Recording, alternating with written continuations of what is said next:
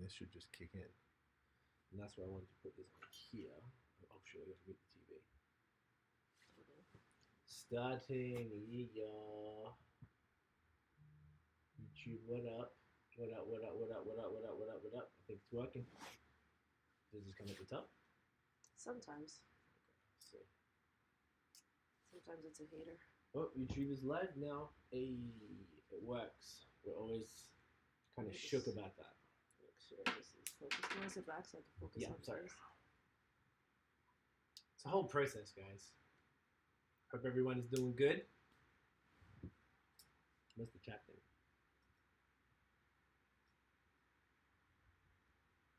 Why isn't that responding?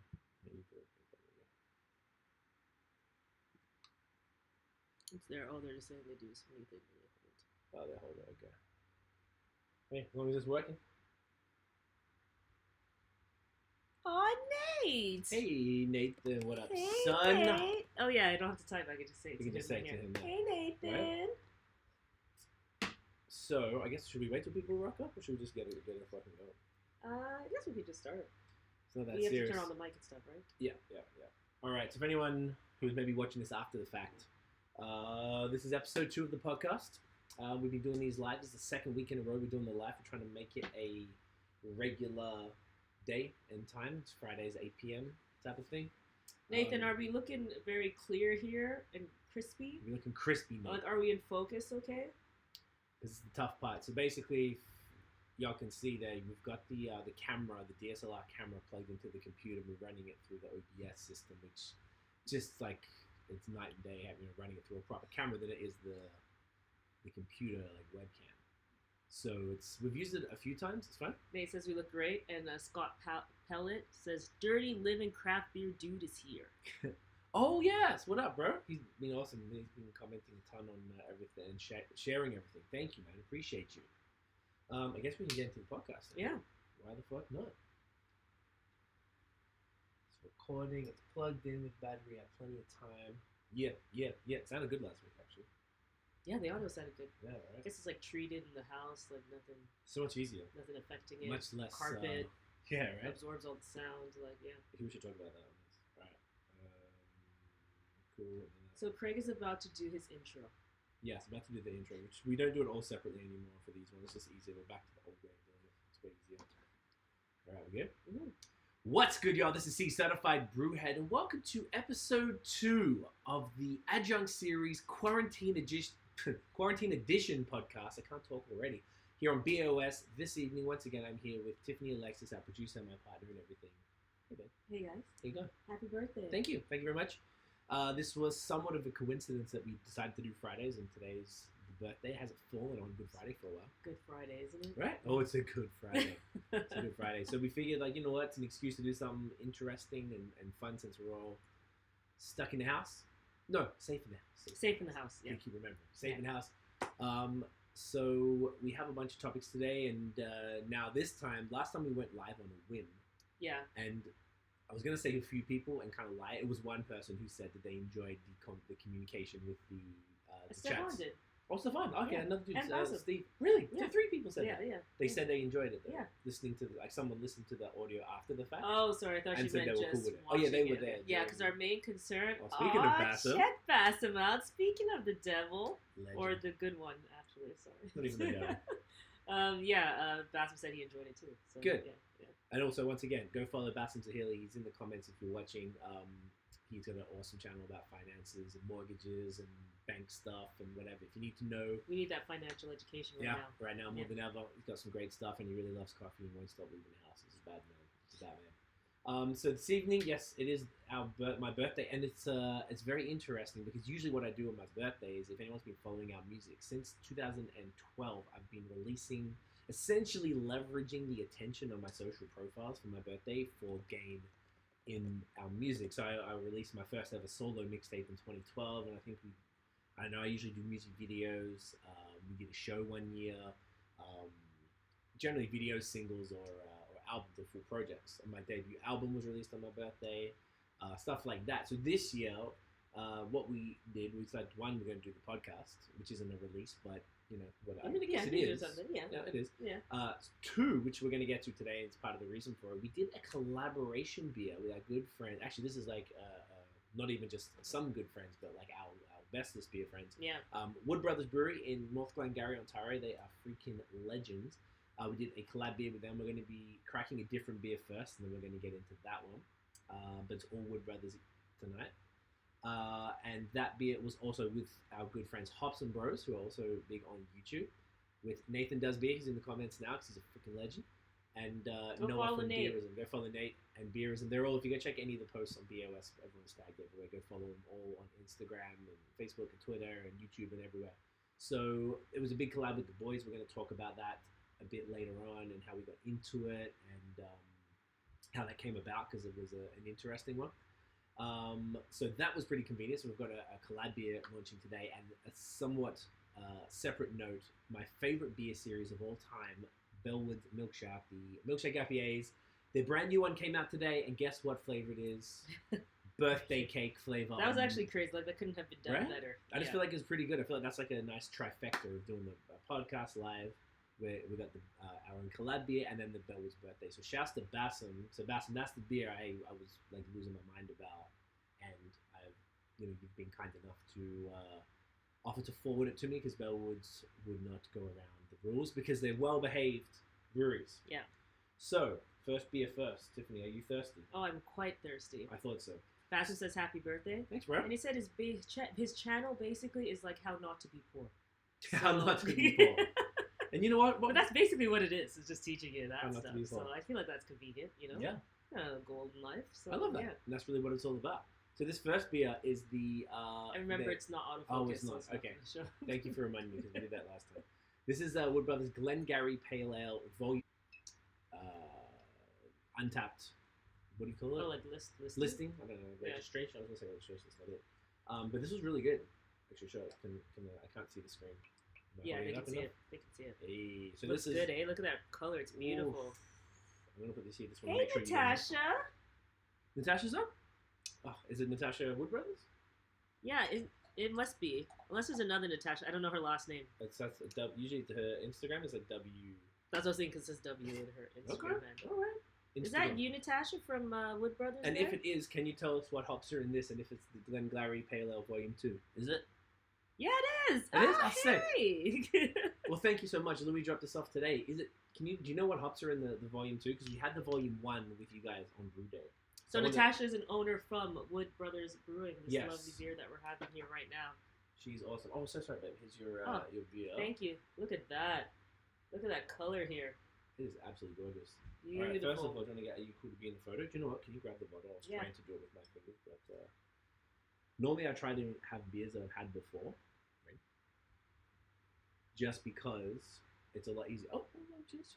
I was just sniffing. I'm a cheers Nazi. Mhm. Well, that's a good episode name. John Cheers says, "Happy birthday, my guy." Nazi? John Emil? Yeah. Love you. Sorry I missed the thing, bro. Hi, Johnny. Cheers Nazi. Good to see you here as well. I'd love to know what hops are in this one. Oh, So- John says the volume's kind of low. Oh, go back to OBS and turn it back up, yeah? I love this. Is what happens when you have an audio person and musician come in. Yeah. Thanks, bro. Thank you. Okay, tell us if it's better now because I just turned it up on this program here. My God, that is exceptional. So it's creamy, chalky, hazy, tropical, a touch dank. I was about to say bitterness. There's no bitterness there. Natasha, No, I wouldn't say it. Natasha says that Mark said it's a secret. Ooh, it's secret. Secret hops. I don't think it's big secret. He means secret. Oh, actually I know. secret? Yeah, I think he means Okay. secret. I'm cool with that. All right, I dig that. Super crushable. She also says Citra, Simcoe, and Muteka. Motueka. Oh, I haven't even heard of that Citrus one. and Kiwi. Oh, Yeah, look at the... close enough to your people? Yeah, close enough. Motueka. Oh, Johnny says the volume is better now. Better now? Thanks, Johnny. Great, thank you, John. Oh, yes, it's great. Fantastic This is the beer. perfect crusher. Oh, wow. I love it. I feel Yeah. like it's almost bitter. Like something about it's giving me some bitterness in there. So, by the way, if people didn't know, Wood Brothers are the third-rated brewery in Canada on Untapped, which is crazy. I only Yeah. found out during Our during blog when we were Brew Brew Day. Day. Yeah. I was like, damn, man, that's Yeah. wild.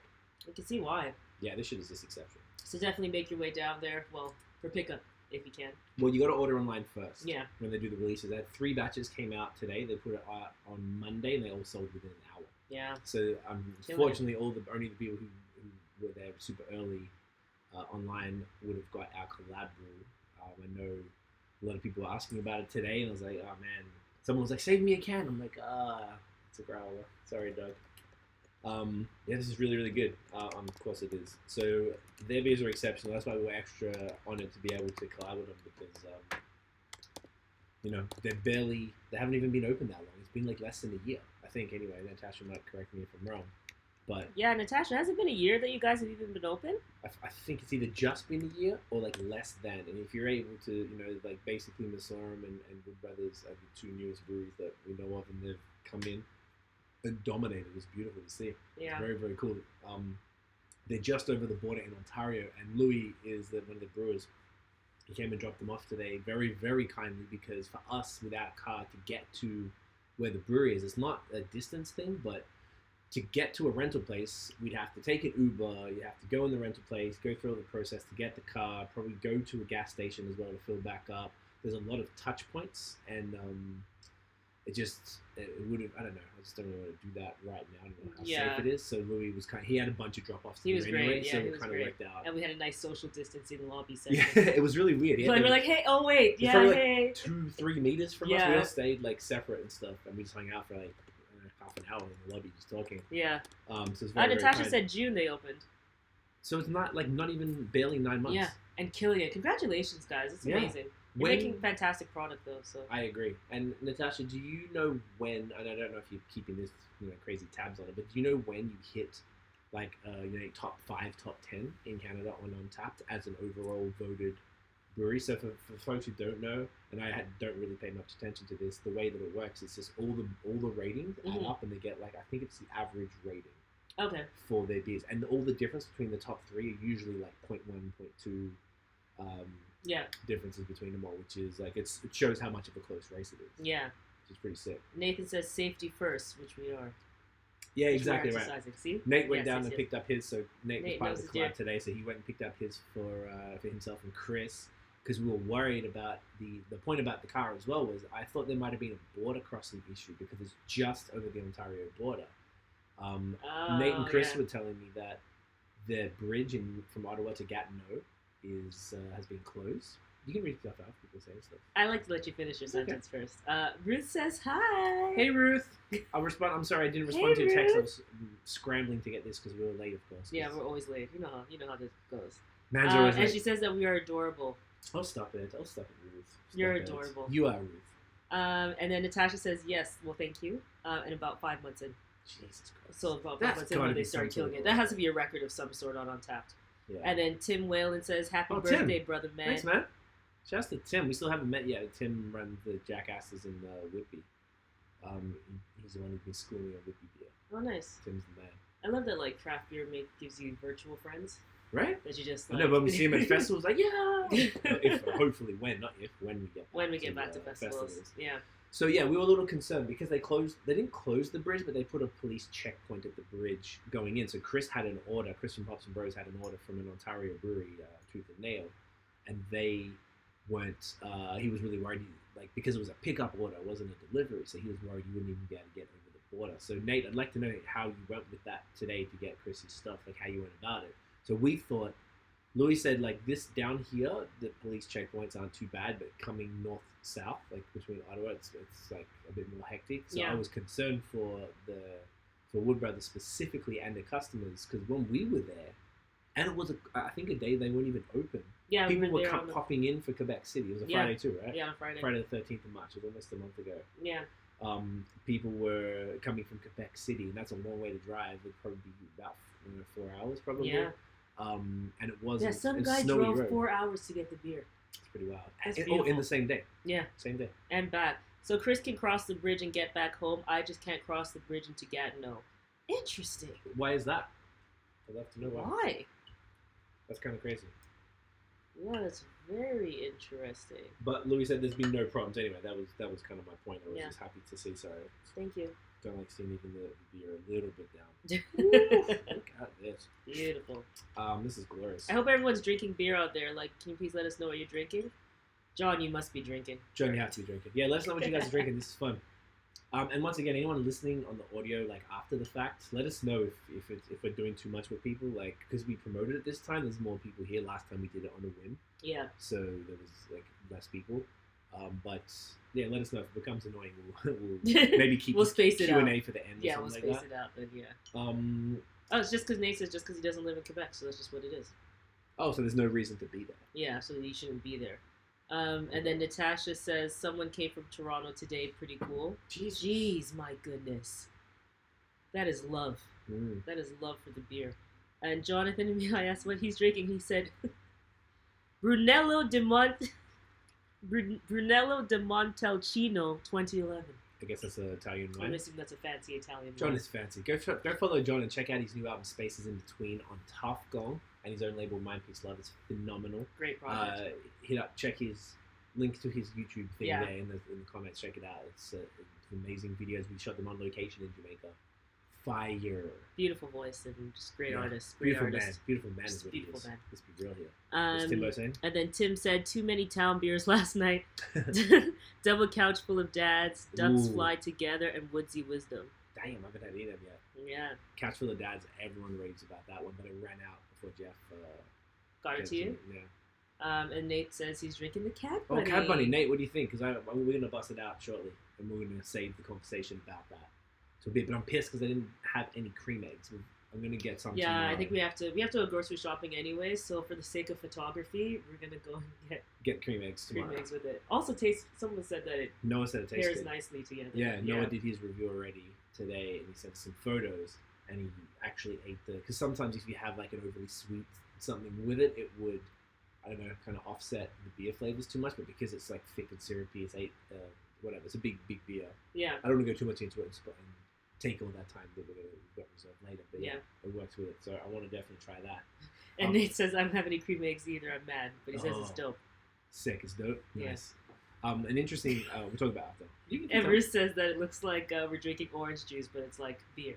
Yeah. Yeah, that's a the haze pretty right one. there. That's that real haze there. Mm-hmm. You know, that's how it's supposed to look. Okay, I guess I think that's how we feel. That's how we love it. This has been a concern of mine in this quarantine period, in that I've had less access to haze now.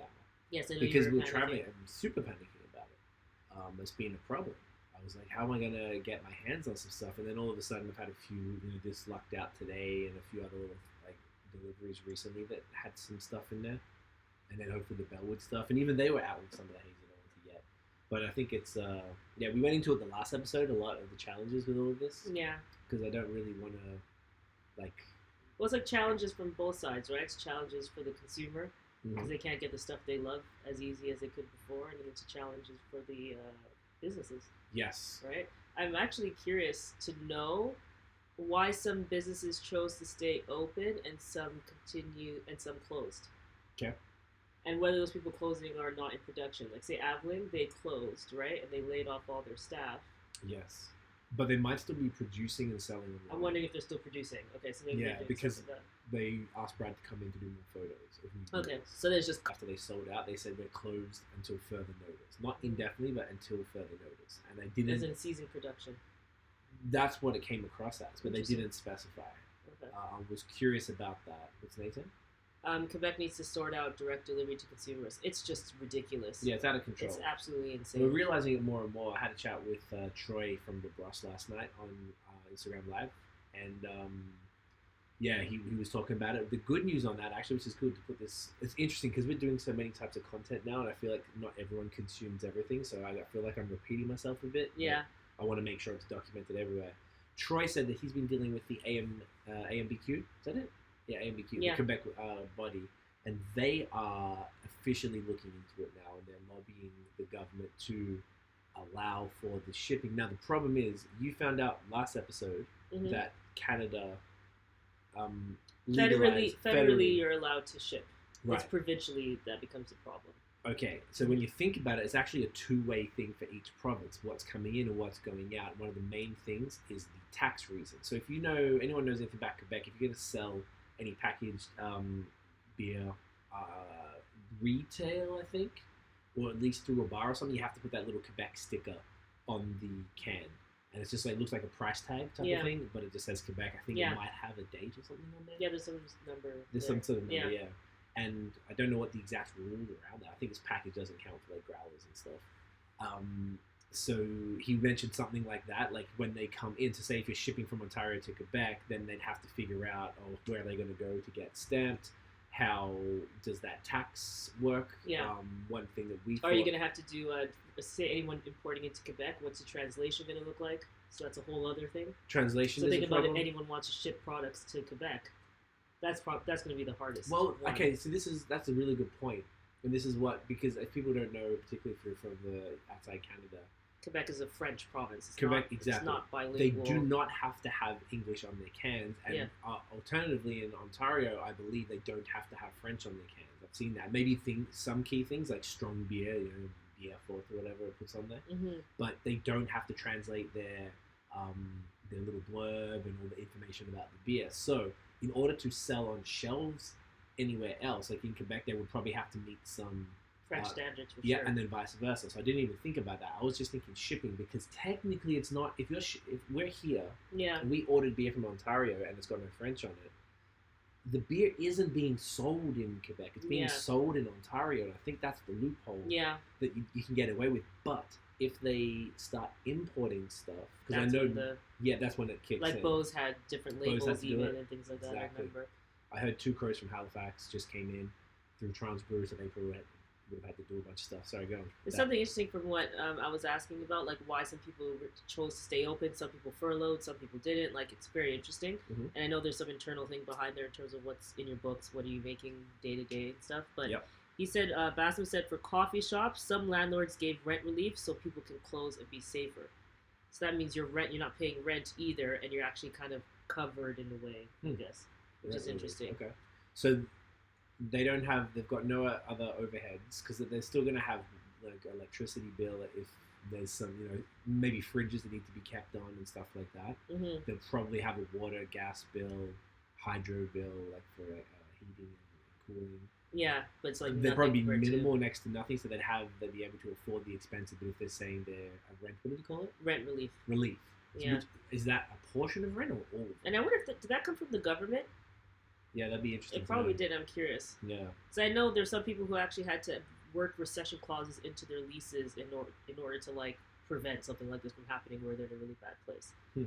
And then Nate said, not sure if you guys saw, but Grain and Grit had closed but recently reopened. I noticed that. This is one of my this is the next topic. And then the first stage was just direct delivery to Hamilton customers and curbside pickup. And I guess maybe they'll expand further from that. Right. As they go on. Okay. But yes, not being able to ship interprovincially and we all live in the same country is ridiculous. It's ridiculous. Yeah. And I wish there could be something solved in order to make it easier to do so. Because everyone who ships to us is like shipping on the sly or something. They're not, because we get PR to packages. Ship alcohol in the. You're not allowed to, but everybody does. I mean, you are allowed to because they do it.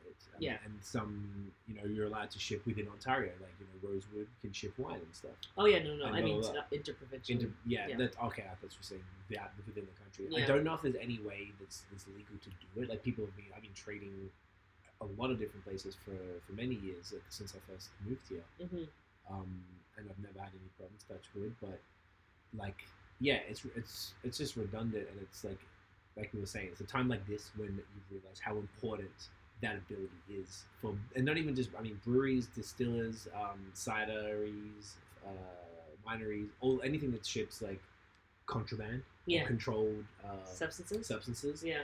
Like, is it like, what's the problem? I don't know. It seems so ridiculous. Yeah, it is very archaic. So going on what Nate said, one of the things I want to talk about was just last episode. Like, it's really hard to find to talk, and it almost feels guilty. Not talk about anything else. Yeah. Like, that's why or to talk about something else when this is all going on. Yes, and that's why I really enjoyed this side now. I'm really happy that people are on here because they're contributing to the conversation, which takes it a little further and forces us to kind of broaden it a bit, because we don't want to just talk about this shit. Like, it's going to get old eventually. Things do change, so it is worth talking about. But I don't know. I don't want to harp on it forever. It's gets a bit boring. Yeah. So we thought last episode we went through all the details, everything we knew to date. It's only been a week. Not that much has changed now. We're kind of at the point where maybe things aren't drastically changing, or we're kind of all being told to stay home. Yeah. And, all the bars and restaurants are closed. Some are open. That's an interesting thing we saw, actually, because this next thing is just some of the patterns we've been seeing. Even outside of beer in the food world, tonight what we decided to do, because we can't go out. And for Craig's birthday extravaganza. Yes, so what we decided to do, normally we go out, we go to somewhere really nice. So we have our anniversaries this month as well, and then my birthday and Tiff's birthday is usually in the middle of the summer. Usually. Yeah. Just some years it falls in the summer. And Tiff, so we always try to do ball out a little bit and go to nice restaurants. So we're like, all right, well, what can we do today since we're, safe at home? So we decided to order a bunch of food in to come at varying times throughout the day. So we had some donuts come earlier today. We had our favorite empanadas, which we haven't had in from Bocadillo. From Bocadillos. And then we've got these really nice Spanish food coming in like an hour or so. So it gives us like an hour and a half to do the podcast, which is dope. And that's been really cool. That's been a nice way. But trying to find a place that's open and on the ordering platforms, Uber Eats, Foodora, DoorDash, all that shit, there's so many restaurants that are closed and they didn't note that they're closed. And I've had to call more companies in the last 2 days than I have in the last year. Probably like the last 3 years or something. Right? We call it a lot, yeah. And because a lot of them, you go on Uber Eats and it says they're there, and then you go and order, then you get through, you picked all your stuff, you spend the 10 minutes going through debating the menu, and like, all right, we're good, cool, you press it, it doesn't deliver to your area. Yeah. Oh, restaurant is closed. I'm like, what? And you go to their Instagram, they're like, yeah, we're closed permanently. We're out. Everyone's very, a lot of people were unprepared and still working out a lot of stuff. Yeah. Obviously, the countries as a whole were unprepared, but that's like another thing. Yes. It's like, hey, could you have listened to Bill Gates? Anybody? right? But anyways. Sorry, I just heard you laughing at that. I was laughing at, that Spanish patty. John asked, what's an empanada? He says it's a Spanish patty. Do you know what, John? Yes, it is. It's a Spanish patty. It is actually, and yeah. It looks like a kind of less, like, wide, like Jamaican patties are wide. It's a little thinner, kind of like a half moon, like a crescent moon. Delicious. And they have, like, different, typically, you can get, like, vegetarian ones versus beans and cheese and stuff, or you get, like, I think we had, like, some sort of shredded chicken and some other beef one. And they give you, I don't know what it is, it's the best ever. It's this green, creamy sauce that you dip it in. Yeah, so good. And it's, we used to get it before Hip Hop Karaoke. Our old business partner took us to this place. It's like right across from where we had the venue, and blew our mind. I was like, it was my favorite shit. Yeah. Every time we went there. So we thought, you know what, let's have a snack before we start the podcast and we start drinking, and then have dinner come afterwards. Trying to be responsible. And then Ruth says, let's talk about your birthday. Go see. Let's talk about it. So cute. I'm really old. He's 39. You have to tell me, when you get on glass like that? It's your age. It's available. Like, anyone can go and check it out easily. And, how does it feel about being 39? I don't know. Kind of like, same as 38 so far. Yeah, seems like 38. But I'm a little scared because it's too close to 40. And, like, 30 didn't get me shook at all. 40's like, I don't know. Because you always kind of, like, every decade when it's those milestone joints, you're like, I don't know how I feel. Like, things are going good. But don't you, maybe I thought I'd be further progressed than what I am. Everything in its own time. So I feel like everything's working on it, so it's like a matter of time before, like, not even sit there, like, not doing anything. Yeah. So I don't really feel guilty or bad or anything, but just consistency. Yeah. And Nate says, one of the things that changed surprisingly quick with all this is that restaurants in Ontario that are still open for delivery are now able to deliver alcohol with food orders. Yes. That I was shocked about, and it's incredible. Yeah, so they can do, Nate, correct me if I'm wrong, they can do full, I don't think they can do, like, pause from draft, but if they've got, like, any packaged cans or bottles in the fridge, they can sell those. And I know St. Louis were selling the like 26s of liquor. Like, you can get a bottle of vodka with your That's amazing. Wings. That's amazing, though. Yeah, yeah. I remember we talked about that. See, that should be, honestly, I just feel like what I'm curious to see when everything is all said and done on the other side, will they retain these certain things that they put into place? For example, if I order from Uber Eats and I'm living in Ontario, now can I get 2 bottles of a certain beer that I like or a bottle of wine with Uber Eats now? Yeah, why can't and why not? You already let me, so we know it's possible. So why should it only be during a time of crisis? It should be consistent. Because it just shows there isn't an issue. Yeah, it has to be prepackaged. Yeah. Which works for, like, a lot of the restaurants that have, like, really great beers in bottles. Oh, yeah. That's why I was so sad. Like, Joe Beef closed, and, like, Joe Beef, Liverpool, all those places closed. They always have and they always have great beer, great wine. I was like, that would have been perfect to have, like, that shipped for your birthday, for example. I would love that. Birthday. What's going on? All packaged wine and bottles, the wild west right now. It is like the wild west right now. So it should be. And that's why it's like Bourbon Street, like New Orleans or something, or Vegas right now. Yeah, and this is why I kind of like the idea of like just like do it now, like, and ask for permission. What is it? I'll ask permission or forgiveness. Yeah, ask permission. Okay. Don't ask permission. Ask for forgiveness. Yes. So someone was telling me that actually no. Troy last night was saying that he heard that whatever the body is that looks over that have been watching Quebec brewers to make sure they're not shipping and selling online and stuff like that. So whilst it might be the Wild West in some shape or form, like they are being sticklers for the ridiculous, pointless rules. Really, just don't want us to just have alcohol. They want us to shine. They want us to live. So fascinating. It's so ridiculous. Yeah. So I don't like that. But I think BC's been doing that from time. My boy Daniel said that he's always been able to order beer and stuff with Uber Eats, Foodora and stuff. And I saw Bellwoods like a month or so before this all started. They got I think maybe it's the Ossington Brew Pub, so they can sell food and then they can sell beer to go. Okay. Through Foodora or whatever else, Skip a Dish or something like that. Yeah. And they've been promoting it pretty heavy, which is sick. I hope these things stick around. So do I. It just makes sense. Nate says he hopes so, and that's what I'm thinking. It's like we've now proven that it works and it can happen, and it's just going to increase the ticket price. It's going to increase the ticket price for every restaurant. Yep. Like, it's just in their benefit. And they're already selling alcohol at a premium. Like, everybody wins. The licensee already got their money, and then, I don't know. There's no reason why not. And even on the flip side, say something even if it's a province that doesn't let you even ship locally. I just ordered like marijuana products from the SQDC, the provincial weed store, and they send that in the mail here, and you can order that online. So why can't you order beer? It's the same shit. Like, it gets you fucked up. That's what it's for. I think this is Scotty, but I can't tell. The username is scole88. Yeah, that'd be Scotty. But then 88's like, why that year? He could have just been. Unless the 88 was. Let's just know 88 was just a great year. But it's a birthday cake emoji and a beer emoji. If it is Scooter, I love Scooter. If it's Scooter, hey, congratulations on your baby. So we can talk about the baby. Oh, yeah. Okay. It's cool, actually, to give a shit about a child. He said, that's me, fam. Oh, shit. Scooter. So, Scott, congrats to Scott and Rochelle. They recently had a child on, I think it was April 1st. Yeah, it was April 1st. First or second, Scotty, let me know. So cute. I guess we're not going to meet her for a while. Yeah, hot unfortunately. Minute. He said, y'all don't know about 88. Oh, I know about 88. Don't get me started. So happy to have you here, Scotty. Yeah. Is Rochelle there too, or is she sleeping? Chelsea, Scott sent me a really cute picture of Ella, his wonderful daughter, in like this little dinosaur like hoodie outfit. It's cute. It's really interesting. Like, I give a shit about a child. I'm like, yeah, send me more kid pictures. Yeah. Because he yelled something like, they had the baby, and I was like, why are you yelling? I was like, who had a baby? I was like, excited. Yeah. I'm like, you don't care about children. And then I was like, oh, Scott, that's why. Yeah. Because it was like I haven't had April Fool ting. She's on a house party with the girls. Oh, I'm supposed to be doing that like tomorrow or Sunday. What's a house party? Oh, just like it's like an app, and then you get to do. It's called house party. Yeah, but you get to do stuff or something. Oh, like I've play heard games about and that. Stuff. Yeah. Okay, that's lit. Yeah. I'm just like, hi, Scott. Sorry, just like everyone's saying hey to Scott. Scooter, I love it. That's dope. Your baby's so cute. She just looks like you. It's just funny. Just cute. Yeah. I've had a bunch of friends who had kids, but I guess I don't know. I mean, because like we're super close with Scott, so I haven't had like a super close friend have a kid.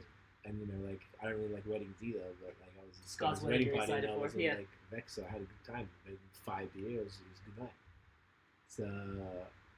Yeah. I love it. Okay, so we're talking about patterns we've been seeing. So that was the first one.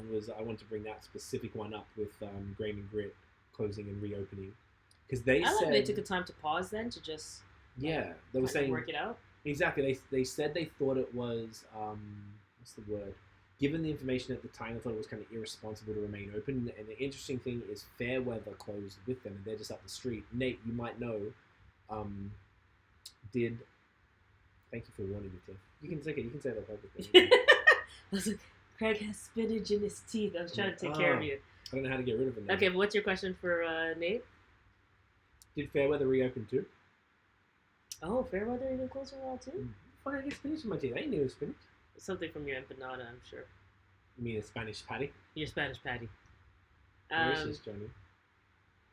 Yeah, so they closed. They thought it was irresponsible to have people in the tap room. They didn't want people walking in for retail sales, so they opened up, like Nate said, now for Hamilton local delivery.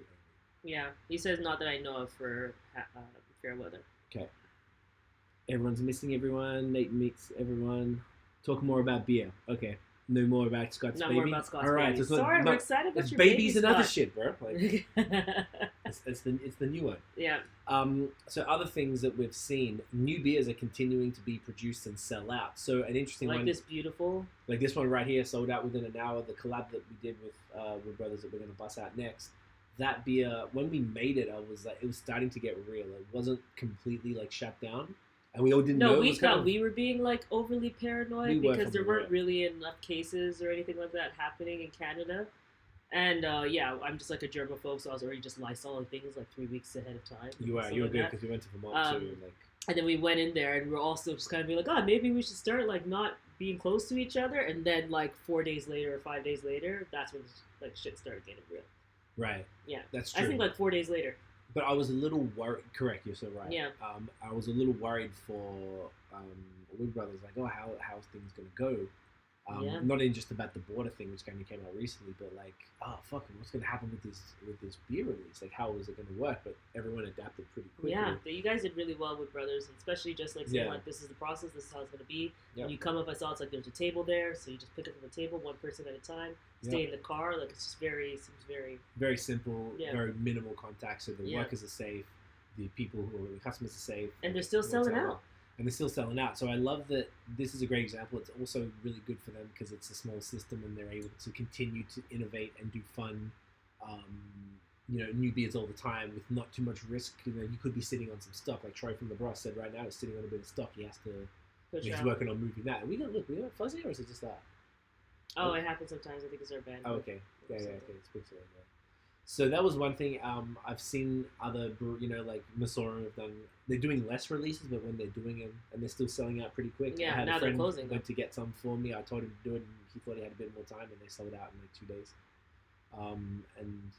So that's still pretty cool. Because one thing we thought was like, okay, so what's going to happen now if all of this is like, everything's difficult. People aren't going to leave their house. Maybe I don't know what the distro people are doing. Mm-hmm. If our brewery's going to do new things, they're just going to, try and move what they have and get that out ASAP. Because I think there was from what people are saying, there's a bit of a pretty steep decline early on. And then now as people are getting somewhat used to it, pretty much everyone's working from home. And now they've just, they've got their budgets. They know how much they're spending on beer. Yeah. Like, now it's starting to have maybe an uptick, and you're seeing places that are like, I mean, maybe it's not a fair comparison always because some of the Wood Brothers and the Soren are so highly rated and people are about them. So whatever they do, they're pretty much going to be okay. Yeah. I don't imagine there's other breweries. I see some. Yeah, Nate was just saying that Wood Brothers pre-order and pickup operation is great. Contactless and fully distanced. I was very impressed. Dope. Dan Whitehead said, "Cheers, guys." Dan is the other brewer from Wood Brothers. Cheers, bro. Cheers, Dan. Dan the dude, if you remember. Yeah, I remember him. Dan. We hung out. We meet a lot Natasha of people. Natasha said thanks. People were saying thanks, Nate. And they're saying thanks to each other. It's a lot of love. It's a lot of love in the chat. I'm loving the chat right here. I'm digging it. It's good. But yeah, I think that's just like the right way to do it. It's just you have to adapt. Oh yeah, Dan. Make it work. Glengarry. It's delicious. Volume 2. It's fire. Yeah, definitely make it work. I like all the curbside. I've been speaking to a few mates in the States. I spoke to Bruce Morris, who was on here before. I was talking to him before. He's in Dallas, and he's saying no breweries are delivering. It's all the curbside. I spoke to my boy Craig. Shouts to you, bro. He's in San Diego. He said all the breweries are doing curbside, not doing deliveries or anything yet. Yeah. And also my friend Robin from Vermont said the same thing. So that's 3 different parts of the country that all don't seem to be doing any, delivery. I want to think about one flaw now that you can really see when it comes to Quebec and the SAQ. Yeah. Is that because I need to know actually, I don't know why. Microbrewers aren't really in the SAQ. That's what Troy mentioned that. Yes. So because they're not in the SAQ, now they're not benefiting from the fact that the SAQ delivers. And because I can get wine and I can get anything else I want, liquor, but you're just not going to get craft beer. Right. So that's the only thing that sucks. So if that system had already been set up, that would have really benefited a lot of people. Yes, now I get that depreneurs deliver, so I'm sure that maybe that's something that's one way around it. Hey, we don't have to because Deps do it. Yeah. But not all the Deps are going to do it. No, not all the Deps are going to deliver everything. Mm-hmm. And that's what Troy was saying. So he got a relationship with a Dep in West Island where he's at. and they've agreed to make sure that they stock his stuff. And I've checked a few other stores just out of curiosity, and my scramble to get some haze, just in case. Like at least that's like a plan that I can get some good stuff from the depths, which is great. So it kind of made me chill a bit because I just didn't think I could get them from anywhere. I didn't know the depths were delivering at first. Yeah. So I was like, fuck, how am I gonna get some beer? Like, there's no point getting in an Uber. I still want to risk any of Yeah, that. no, it's I'm a lot. not scared to go to a brewery and pick it up, but no, if it's like walking when you distance, don't then have your own car, it becomes the whole thing because it's just like it's just so many touch points that you have to Way too navigate many. around, and the Uber you have to be like, is it sanitized? You're just freaking Like out with everything. yeah, that's probably fine, but it's just like an extra expense that I would rather just spend on shipping, to be honest. I don't mind spending, if I have to, $10-20 on shipping, which is pretty reasonable. I think I used to spend, for a huge box, me and my friend got a 12 wine box with these. Yeah, I remember that. It was in our house forever. It's still here. Oh. It's the only one I have left. Like, I had a bunch of boxes Tiff got. It was like no more box. I was hanging on to them just in case. They're just like random boxes. That's Well, fine. now I'm not trading like I used to. I used to trade a lot. And we have shipped that back and forth completely full with anywhere between 14, 16 beers in them. Yeah. And it's usually $30 to Vancouver from Montreal.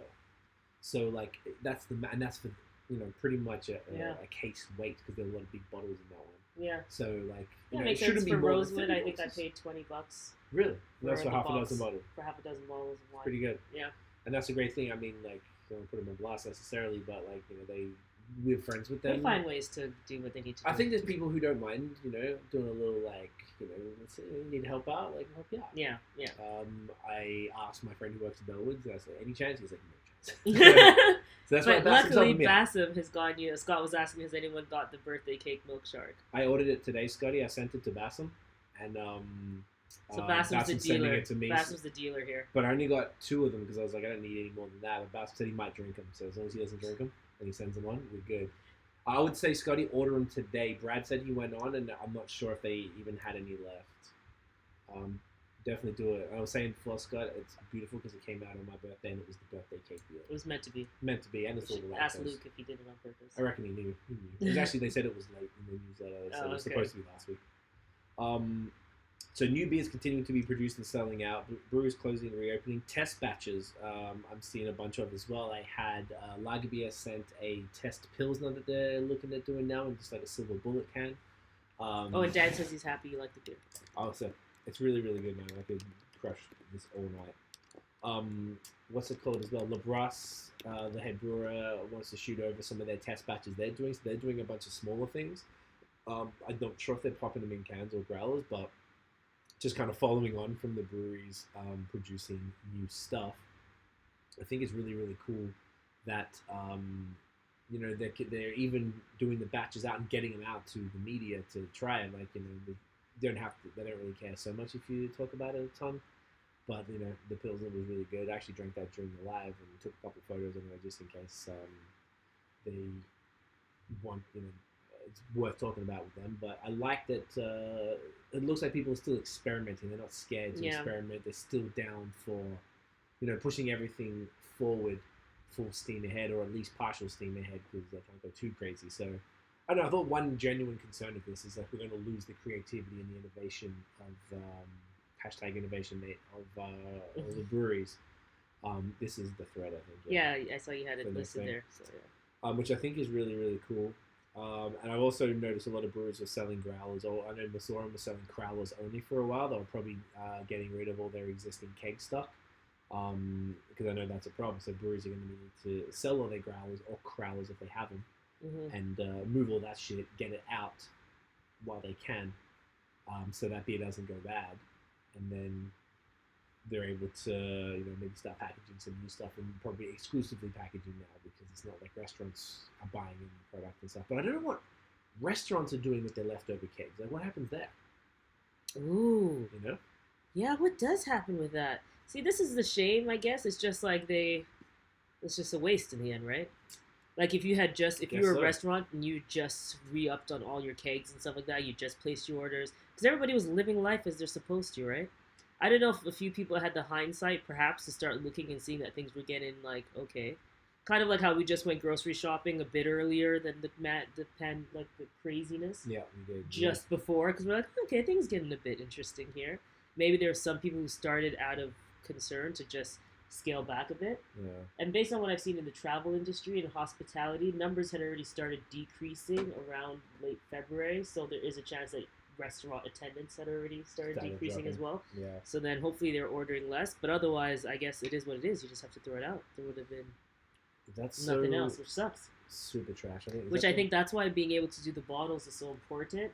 Because say for all these hazy beers and all these things out here that don't last as long, they just die. They would have just died. I wish they could like Craig with my friend in San Diego said restaurants are allowed to sell like a pre-mixed drink, so you could order a margarita and a cheeseburger from a restaurant and get it takeout. Yeah. Oh, it is already sold out. What is? The birthday cake. Birthday cake is? Yeah. Okay. Yeah. And Nate says #innovation. Tim says I can chime in. Yeah, jump in. Also, Craig is here. You were just talking about him.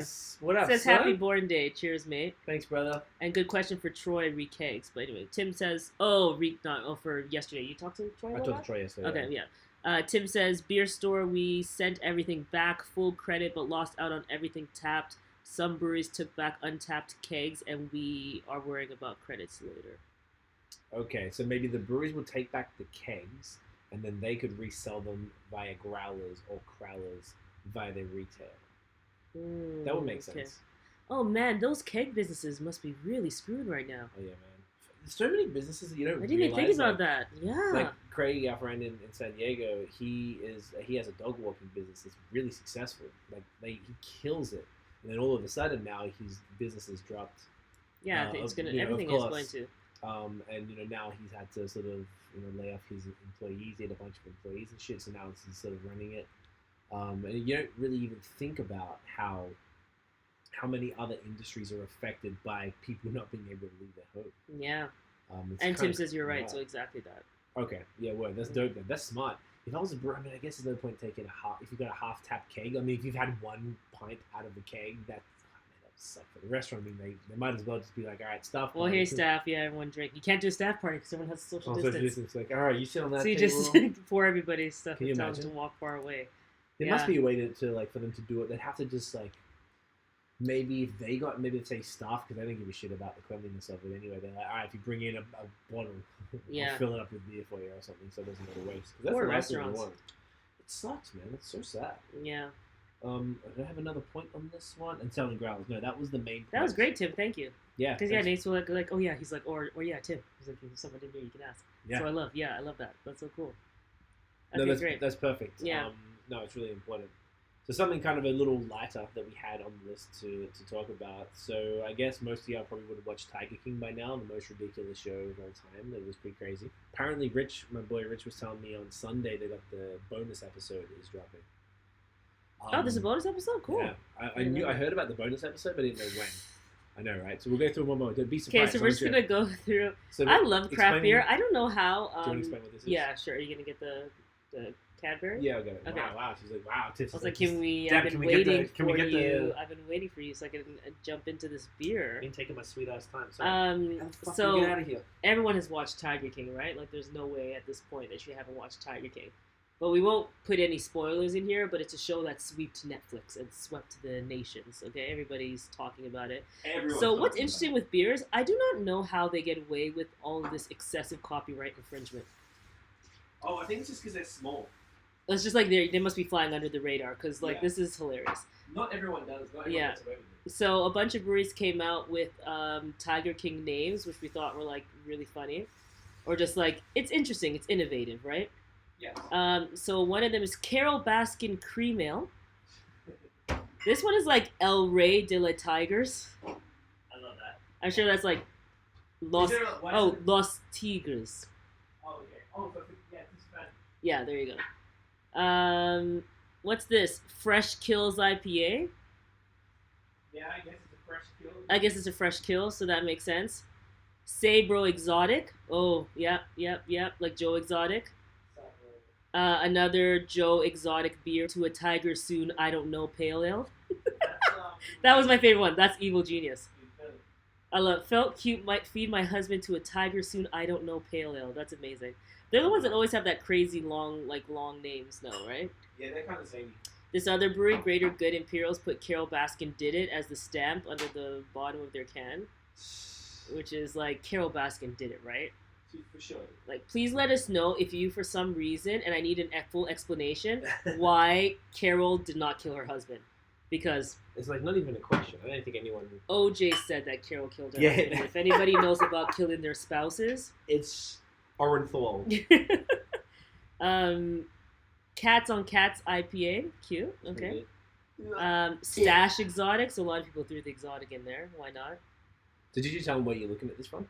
Oh, this is sorry. I should actually shout them out. Worst to Beer blog. Worst Beer blog did a Twitter thread of a whole bunch of different funny Tiger King themed beers, which is even funnier. Coming back to what we were talking about before, that they're doing all of this shit instead of called Here Kitty Kitty. Here Kitty Kitty. That's a good one with Joe Exotic and the cat on the label, the big cat on the label from the diss track. Yeah. Bars. And just like the photoshopping is good. Is this McKellar beer? Okay. So here's Tiger Exotic hugging a beer from McKellar beer, but they actually don't have a name of it. And yeah, it's just hugging a beer bottle, which is another. It's like a Photoshop photo.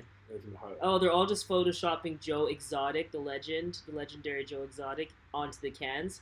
Joe's Jungle Juice, a hard kombucha. That's an interesting name.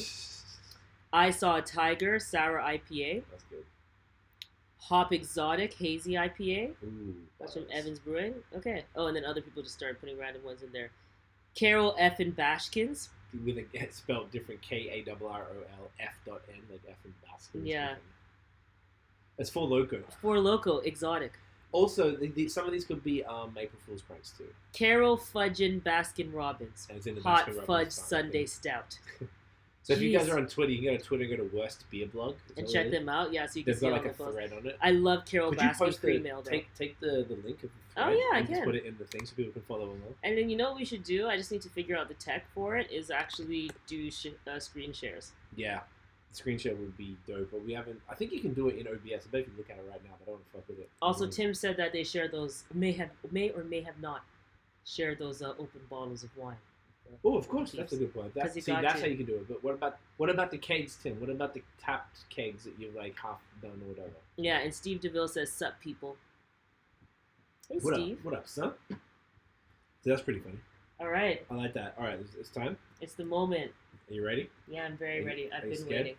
All right, so this is the beer this is the first time we've tried it too. So this is our collab with Wood Brothers in North Glengarry, Ontario, alongside our good friends Hobson Bros, NathanDoesBeer and Beerism, called Cadbunny Brew. We actually went back and forth a ton with ridiculous names, and like the one that we all sort of came up with was way longer and way more ridiculous. But Cadbunny was the one that people liked that word because we don't want anyone to get sued with Cadbury. It's 8.5%. It has, of course, lactose, so it's a milk stout. We used whole Cadbury cream eggs and a fudge locally made. Natasha, if she's still there, might know the name fudge of the maker. Yeah. And it's like basically a fudge made from the cream egg insides that we put inside in the boil. What else? It's got Madagascar vanilla and cacao nibs, I believe, as well. Definitely check out our vlog of the brew day if you want to see what that was like. Yes. I really shit myself. You guys looking the same. Nate and I did a video So recently. technically you're complimenting yourself, Nate. He is, he knows. Nate and I were twinning so disgustingly hard. You guys are twinning so hard. We had the white boy beer uniform on lock. It's really just the craft beer uniform on lock. That's true. I just don't want to ruin this label because the other one doesn't have a label. I'll take nice photos. So... All right. He says that was probably the least offensive name in the conversation. What's that? The Carol Baskin Cream Ale? Yeah, I love them. Probably. Offensive.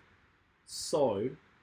Oh, okay, good. The fudge in here was from Cowan's Dairy from Cornwall. Thank you. I knew it was like a company that was like close with you guys, so I want to make sure they got a shout out. The head came out pretty good, but it went pretty quick. One thing that Louis did tell us is that something when you put the fudge in, it kind of like clearly melted in the boil, but because there's a lot of oil in the fudge itself and probably in the cream eggs, some of those little particles remained. And he said it kind of, he didn't really understand what it was. I see what he was saying. It's super tiny though. Oh, the Cadbunny Brew was the least offensive name for sure. Oh, that was offensive. We had some ridiculous. Oh yeah. It was like Imperial. I think we called it Cadbunny There was some weird stuff dreams. in there. Like it started to get a little bit offensive. You are right. I can't remember. There were some good names though. Nat, you can't front. There were some good ones. Gotta keep it wholesome. I'm just saying. A little bit, a little wholesome. Just saying. Yeah. All right. Cheers. Get in ya. Cheers, guys. Cheers, guys. Ooh, smells chocolatey. Oh shit! Wow, that's great. It is so it's a pastry stout. It's super sweet, without being like super overpowering or cloying. You get that. This is a nice level of sweetness. Mm. Chocolate strong. Yeah, chocolate's good. Mostly chocolate. And look, it just came out the fridge. I probably should have let it sit for a bit. Maybe we'll wait to the photo and have the rest and see how that tastes. I know the vanilla is going to be popping through. And we were trying to argue. I don't know if you guys have any thoughts. What the hell is the flavor of the inside of a cream? This tastes great. You could. I feel like you do get that like hey, this is the candy that you're. This this is the sugar. Yeah. Although we were saying it's got a candy finish. Yeah. It's not like over the top though. It just tastes like a really bomb. It's not like because I'm like not a sugar person really. Yeah, you would. And be at like, said this was super sweet. It's not that sweet. This is like a great level of sweetness. I think it's like the lactose sweetness and also a lot of the sugars in the cream eggs and the fudge must have fermented out. What was the ABV in the end? 8.5. 8.5. Nice, 8.5. Because he said it could be like 10. He initially, and we were thinking on the day of it was 8. It was about 10, and then in the chat he was saying it was about 8.1, and then I guess it came up to 8.5. This is great. Yeah, so I really like it. Yeah. A man saying anything? Calvin from Cornwall. 8.5%. Nate's tweeting me right now. You damn fucking right you are. Oh, the Cadbunny Brew with the names. Yeah. Oh, ABV, yeah, Scooter 8.5. Yeah. Oh, there you go. Sorry, Scooter, we won't see you, but Nate, what was the other? Out on some good stuff what was the other offensive names, Nate?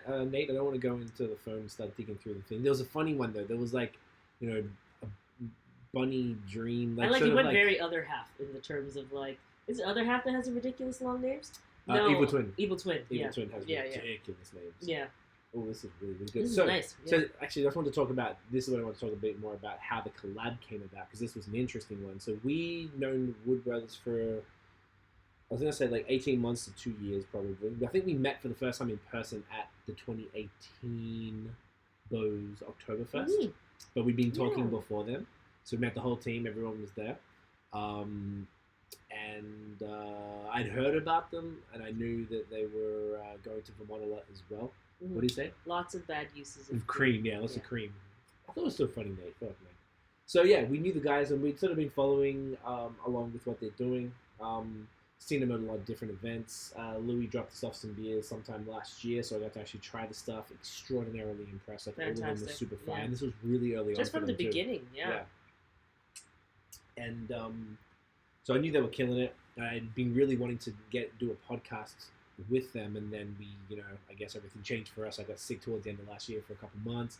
Then we changed the way we did things, but we definitely need to do that anyway. So we were talking. We have a group chat with Chris and Max from Hops and Bros, Nate and Noah from Beerism, and myself. And we were just talking about a collab, and I think it was Chris who came up with the idea of doing we always just talk about stupid for all fun beer ideas as well there. So we talking about doing like a cream egg stout or whatever. And always we have the team lactose stuff that we often give each other shit about or whatever. And something like that. It's okay. No, it's okay. And so we were kind of drinking like a lactose milk stout with like cream eggs, and we're like, oh, Easter's coming up soon, whatever. And we're like, oh, like I wonder if we could actually do it. We actually had a collab we wanted to do as a team lactose collab that we pitched to a couple breweries. One of them was down, and one of them was actually down to do it. And I just kind of like, sometimes it's hard. People are busy. There's a bit of a gap, and it's the concept we had for the team lactose, team no lactose beer was quite in depth, and it's not something that everybody's going to be able to, do or pull off or want to even pull off. So we tried that a couple times last year, didn't really work out, and then we talked about this. We're like, I wonder if we could pitch it to somebody, because the idea is pretty cool. But we're like, it's probably too soon coming up to Easter, because who wants to release a cream egg stout I don't know, late April when Easter's like long gone. So Chris was like, you know what? I've been talking to Wood Brothers about doing a collab. Let me holler at him and see. So he contacted Wood Brothers. It was like, hey guys, he told him that we had an idea as the group of us who will all be a media people, and Wood Brothers were already doing it. It was amazing. So they had already had the recipe planned. They already had the fudge arranged as well through of Cowens, I think, who Nat just said. And they were super down to just make it a collab. Talk about like synergy. I don't know. That just like worked out so incredibly well. Yeah, like it's super cool. That was perfect. It couldn't have lined up better at all. No, it really couldn't have. Yeah, Chris did a really, and look, a much respect and props to Chris from Hops and Grows for making this happen. It was really all him. He arranged everything. Chris did it all. We all spoke about it. We all came up like threw the name ideas out together in a group chat and everything with like Dan and Louie, Matt and Mark, the four main partners in Wood Brothers, and then all of us. So it was just cool. So Chris, Tiff, and I were there for the brew day. Nate wasn't able to make it, and now there was Noah. I think Noah was still actually having to go to the office at the time. Yeah, he was still working, which just shows the reason why things spread so far, because they wouldn't let people stay. Noah's working from home now, thank God for him. So we all went. You can go on the Hops and Bros YouTube channel and check out their vlog from the day. It was very good. Chris got some beautiful footage from that. Yeah, gorgeous as always. And Max runs through how the sugar sort of things work, because Max is just finished brew school in Niagara. And we did a vlog, if you go check that out as well, after this, not right now, of course. Not right now, keep watching this video. Keep watching, jeez. And now they have that vlog, we dropped that late last night, so that was just a lot of fun of how that all went down. So it was a really, really fun brew day. Super welcome, of course. The guys made us feel awesome. We had a bunch of drinks. They brought out some cans of stuff to share that they'd had from around. There's some. They had people just kept popping in too. Yeah, it's really nice because they were close, but they let people like still come. Yeah, I mean it's a beautiful thing. It's like really cool. It just felt like it's a bunch of family. They had Nat and Mark's kids were not grown men, like in their 20s or whatever, but packaging the beer and helping out and stuff. It just really felt like a family thing. Super cozy, and they're about to expand as well. Beautiful land, wicked area. I want to film some music videos. Such a gorgeous area. Oh, I love it. And I just love that they get to live on it. So yeah, mad jelly. It'd be a cool place to have like a cottage and just kind of get away, but also relatively close. So it's like just over the Quebec border in Ontario, which is really, really cool. So it was just really nice synergy. It worked out really well. It didn't have to, they didn't have to do it. They could be like, oh yeah, we're already doing it, guys, sorry. But they were super cool enough to be like, hey, no worries, let's do it all. And it sold out in 1 hour. 1 hour. Yes. So unfortunately, we're all promoting it long after anybody could even get it. Yeah. I said before, like someone asked me for, and I wanted to hook him up because he's a good guy who hooked me up with beer. But he said, yeah, keep me a can. I'm like, dude, I would, but it's unfortunately just the growlers for now. Louis was saying they're going to be looking at getting a canning machine at some point.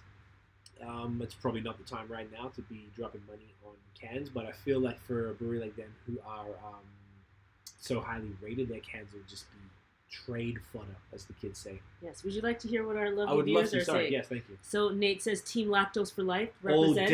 All day. You know what I actually want to get made, Nate? So I need to talk to like tattoo? An animation. No. For what? Oh, I'll get a tattoo. No. Okay. I want to get like a Team Lactose type video thing that I can input. So whenever you guys say Team Lactose, there becomes like this like a animation that comes up, maybe a cameo. I need to talk to David. BAOS could do it. Yeah. But I needed to like come in and be animated and say like Team Lactose. That's what I'm thinking. So I need to talk to David about that because it would just be hilarious. Like, why not? Because we've already got David's a cartoonist, and he drew the face of me and Nate. Yeah. He made and put our heads on a cow. And all of the things. It's ridiculous. It's ridiculous. It's so stupid, but it's so good. It's so fucking It's so good. It's so good. And then Sunday Sesh Steve. I really like that name. Yeah, Steve from Steve is the man from Brizzy. He is the dude who said that he liked talking to people. Oh, nice. Oh, thank you. And they do chats, and Steve always hits me, and it's usually 5:45 a.m. every time. Oh, geez. Because of the time difference, of course, yeah. He says, hold the lactose. I'm not a milky liquor. I respect that. Fair enough. Unless it's a stout. Fair enough. That was like the original reason for lactose in beer, right? So yeah, I believe 1908 was the first milk stout from Mackeson's in the UK. There you go. I looked it up. Yeah, there you go. Okay. Tim Whalen says, speaking of collabs, any chance Sawdust does another batch of Get It In Ya, or are collabs typically just a one-time brew? I've spoken. Depends, right? Yeah, okay. So I got another example about that, and I'll get back to Sawdust. So we did a collab. It was last year, the year before with Nespresso? Public. Was that last year? I've totally forgotten. I think it was the year before. Scott might have a better memory, but I think it was the year before. You know, I think the cans were last year, and the first one was 2018. Yeah. So we did one called Bière de Vacances. It was a marmalade creamsicle sour, and we did one variant in the pub that Scott came up with the marmalade thing. I wanted lactose in it. Simon worked it out to make it sour. Simon's the owner and head brewer. And then we did a blackberry blueberry variant, and then he just at the brew pub here in Montreal, and they were like, "Oh, we want to can it. Which one do we want to can?" The votes came in for the marmalade one, so we did another brew pub batch, which was higher ABV. I love that. Was my favorite batch. So that was so good. They wanted it to be lower because all their beers they have in cans, it's always bière de, like beer, like driveway beer is one of them. Bière de driveway, bière de balcony beer, shit like that. So that's why vacation beer for our one. So damn, Scott still has one. I still have some too. Nice. Yeah. I've got there's different ones. I don't know if you tried, Scotty. We did 2 batches. There was the early batch, the first batch, and second batch of cans. The first batch we all did together. No. First batch of cans, none of us did. It was done at Oshlag. Oh, but the first batch that was on the tap, that when we came and had the party. Yes, that's correct. That's correct. That was 2018. Yeah. And Nate and Chris came down from Ottawa specifically for it. So that beer, Tim, to answer that question, we are. Simon called me like a month ago and was like, "Yo, we want to do it again." They're actually putting together a shit timing for them too, like building a production brewery, and they want to do another version of it. So I was like, I don't want to put it out there just yet, but I want different variants. I was like, I don't mind if we do another marmalade one, like the original one, but I want to do a different variant. Yeah. So I have a fruit mix that I eat at home. I asked them if it's possible, but now because of all of this, we're going to put it on hold because we have to do a test batch before we do a can batch. And also the type of fruits that I wanted aren't always available. And I don't even, excuse me, Jesus Christ, keep it going. I don't even know if you, I know, right? I don't know if you even be able to get all the fruit purees that they need to do that variant. So we're going to be doing that again, but like I haven't hassled him about it. He just called me. So with Sawdust, I swear I was speaking to somebody a few months ago, maybe Sam, it must have been Sam.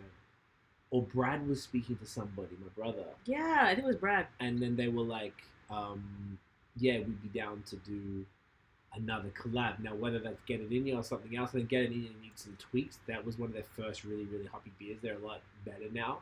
Scott says you're a fruit mix. Yeah, I'm a fruit mix? Fair point. Yeah. I'll tell you what the fruit mix is later, Scotty. It's beautiful. It's my favorite shit. He's obsessed, yeah. Is someone else saying stuff?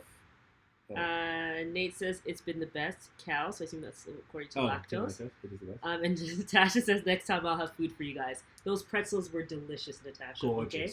So thank you. It's exactly what we needed. So we're good. Yes, we were looked after. But also, we just hung out for so long, so it's just like we stayed longer than everyone has. You guys had stuff to do, and we were just like, hey, let's chill, let's keep drinking, you know. So that one. So as far as Get In You, I would like to do it again if they'd be down and like tweak it a little bit. Like the Caleb left; he's not with Sawdust anymore. He was the head brewer. So I think James, who also was a part of it, he would know. Yeah, he would know. So I think they just overhopped the first one. It was so intense. It was pretty hoppy, and then we're also leaving for Australia at the time. So so we needed to have the party. No matter 2 days what, before we left, so it was like you couldn't even let it hang out in the cans. Like we had to do everything really fast. And it was a hot punch in your face, I tell you what. Delicious though, great beer. Super happy with it. And they actually ended up blending that beer with another beer of theirs to smooth it out in the end. And they ended up calling it Po Buddy's Nerfect, which is one of the names Sam liked. That was the one Sam suggested, and then I think we were just like, what about just Get It In You? Yeah, cool he's back on the IBUs. Yeah, the IBUs were way into, but I don't even know it was IBUs. I think it was like hop burn. Yeah. I think the amount of hops they said it was by far more. Remember it clogged something when we were there? When we were there, it clogged the hoses and stuff. Yeah, because there was like so much hop in there. So I think maybe we went too in. And that probably made it an extremely expensive beer, so they'll benefit from scaling back. Yeah, I think it was a pretty pricey beer. But Nate says intense hop burn. It was funny. It was good up until we were drinking. It kept getting more and more chill up until 6 months. But it lasted for so long because there were so many hops in it. Which was like the traditional point of all those hops in beer anyways, right? Then they just threw it in there. Nate said even after 2 months old. Yeah. Because you and Scotty did a review even later or something? Yeah, 6-month-old one or something. I don't think we filmed it. Or was it you and Craig? No, you guys just tried it. That's what it was. Yeah. I've still got one in the fridge and one I'm never going to open, like on the shelf. Mm-hmm. And I gave one to my friend in Australia, and she hated craft beer, Vicky. Yeah. She hated it. Now she got a boyfriend who got her into craft beer. She used to give me shit about craft beer. Now she's like buying the first in line to buy tickets to the festival. I'm very proud of her. It's very good. Isn't it beautiful? And she drank that fucking beer like 6 months ago. Yeah, Nate said like no IPA should have lasted that long. No, dude, like it's probably an 18-month-old beer, IPA, double IPA, and she drank that shit and they said it was good.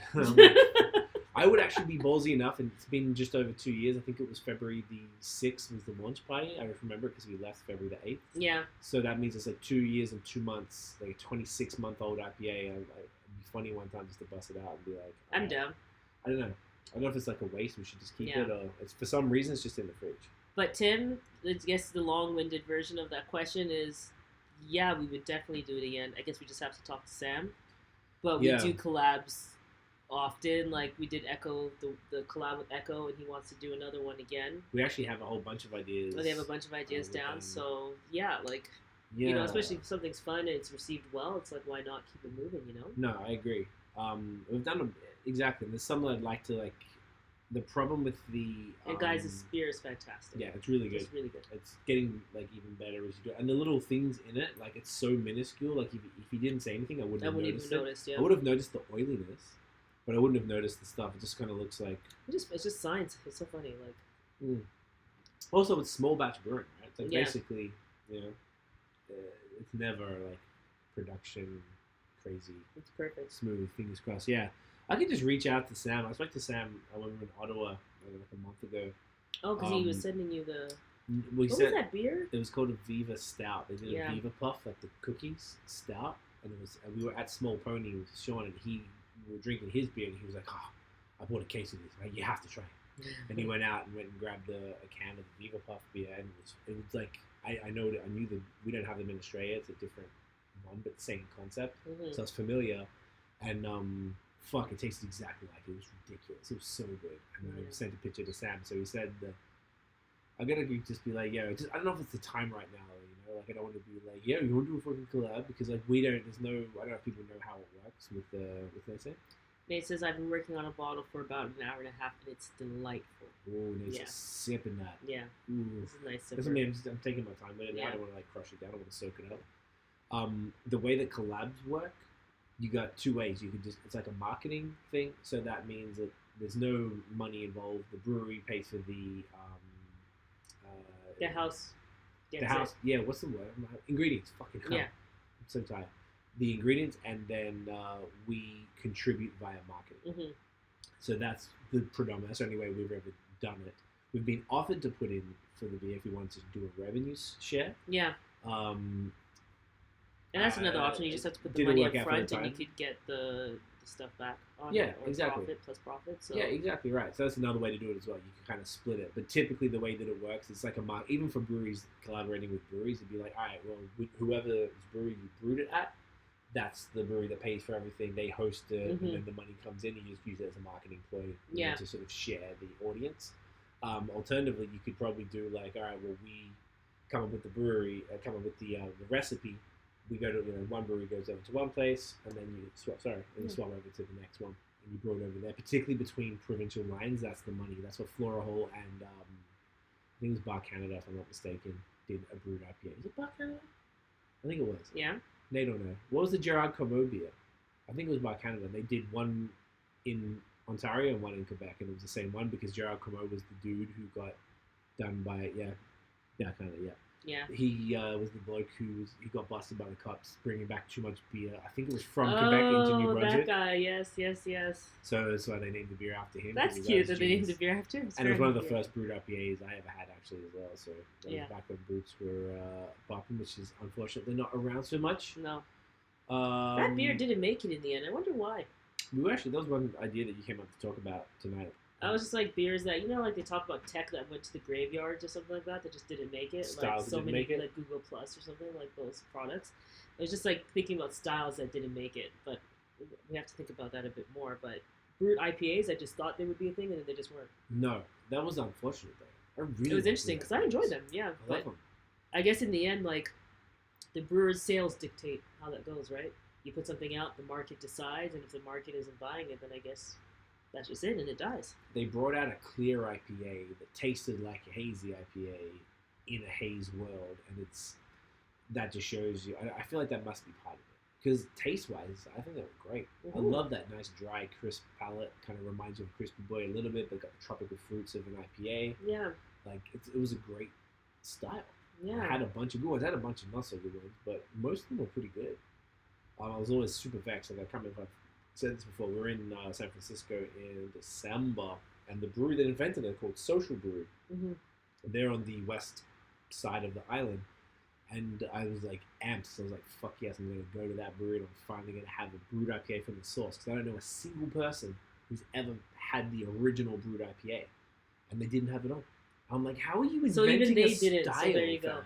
I think they're just gone. Right? Yeah. It's fucking trash. I couldn't believe I was so vexed. I was just like, and I saw them after the fact, and maybe like a month or two after, say they were bringing it back. Mm-hmm. Like, cool, but like, I don't understand how you wouldn't have that on year round. It's like your whole claim to fame. Otherwise, I don't think any of their other stuff was super appealing. But yeah, I don't know if there's any other styles that like didn't really take off that were sort of new. Because I think in our time, the only real new styles are probably the New England and the brewed IPAs. I can't think of any other style that was somewhat invented or conceived of in the last decade since we've been into beer. Yeah, I don't know either. No, I can't think of anything like. And in the end, like it's I mean, interesting. dry hopped lagers. I don't think dry hopped lagers were a thing. Those seem more like But it's still a variations lager. and full. It's exactly. It's a variation rather than a full thing. So it almost like doesn't count. Where you like maybe a farmhouse New England. Like I just had one from Lager beer the other night. It was surprisingly delicious. Good. Yeah, it was really good. Great. Lager beer is awesome. Yeah. But that could be a good subject if anyone has any thoughts on it. But we can come back to it. Yeah. Another thing we want to go into were the drinking habits. Milkshake IPAs are new in the last 5 Oh, years. shit. You know? Oh, sorry. Yeah. Of course. Yeah. The God level. The best thing. Luckily, milkshakes actually took off everywhere. Yeah. That was, and that's from Tired Hand. Tired Hands and Omnipolo are the originators, and they still continue to collab. When we went to Tired Hands in July last year, in Philly, we had the margarita one, and we bought cans of the extra vanilla. There's also a regular vanilla and an extra vanilla. But we got the middle one. That's all they had. They were fire. Like the vanilla one was really good. Like, and that's why I've had a fuck ton of milkshakes, and the next best to that one is the Milkshark series. That's why I lose my shit over it. It's not a joke. So, drinking habits. How you guys doing with your drinking now? Yeah. Because one thing, and Nate was really great. He wrote a great article on this on BAOS podcast, but it was about like balancing on the blog. Yeah. And it was about like balancing our intake, basically, right? Like being conscious of how we drink. Like I'm not really one to speak well of this because I'm terrible at balance. Like it is what it is. So maybe you can speak more on it because you're better at balancing. You're not a. You don't get smashed all the time, but you. No, like it's not have that. But I love a quiet drink. And I love a quiet wine. I just don't see. If you're getting smashed, I can see it being a problem. Yeah, if it was like getting smashed, but it's just like you're just not. So. In the Mediterranean diet, they have a Thanks. On the Mediterranean diet, they have a glass of wine every night. They do, and they're the healthiest in the world. Yeah. So, anyways, I'm not great at like not drinking. So I did a video on it, and then Nate did an article that took it a bit further about So sorry, it was just clickbait. It says beer is not good for you. Beer is great for you, but it was like it's not good for you every day, all the time. Yeah, you have to balance. Exactly, and that's what we wanted to push. We thought this was a time right before we sort of paused the original series. I had all these sinus issues last year, so I wasn't able to drink, but I wanted to keep the podcast going. So I did like a solo podcast for the first time, where I just that's Uber Eats. Oh yeah. Oh, our Uber Eats is here. I'll be back. You got it? Yeah. We scheduled all of our deliveries today to come. We thought we'd be done now, but I guess we're not. So we did a thing on balance, and it was like something that people weren't talking about enough, and it's okay. I love that. Friendly Uber Eats drivers, holding us down. Essential workers, tip them well.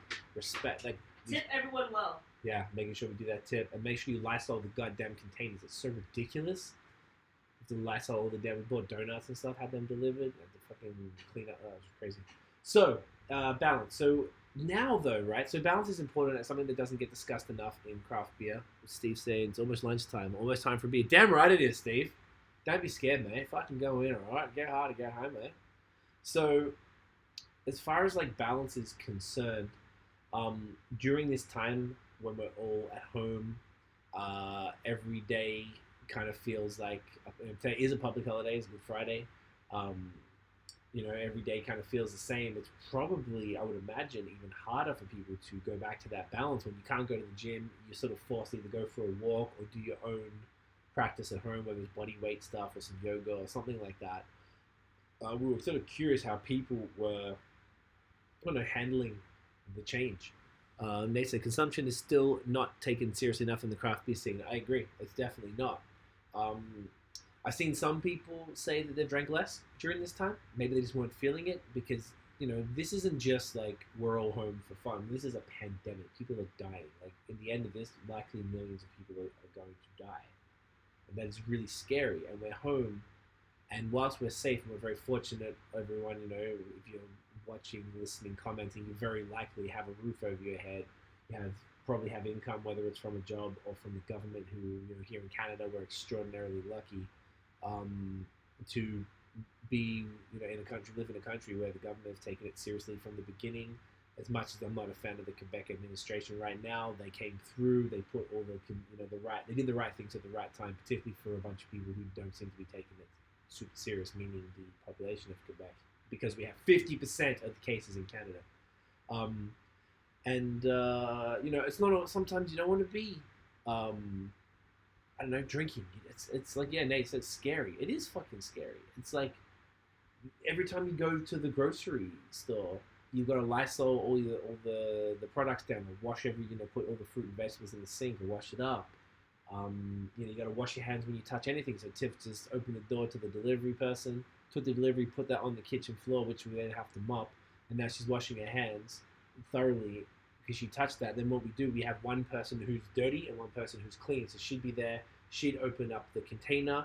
This will save us Lysoling it, and then we tip all the food into one bowl or container or something like that, and then put that back into the bag, so that we don't have to Lysol it, then we put it all, you know what I'm saying, and then serve it from there. And like, everything is a headache, everything's difficult, and it doesn't always mean that you want to drink or get fucked up or escape. Sometimes you will, but you won't want to do it all the time, and that's what I found. Some people aren't, and then some people just drink it every day because every day feels like Sunday.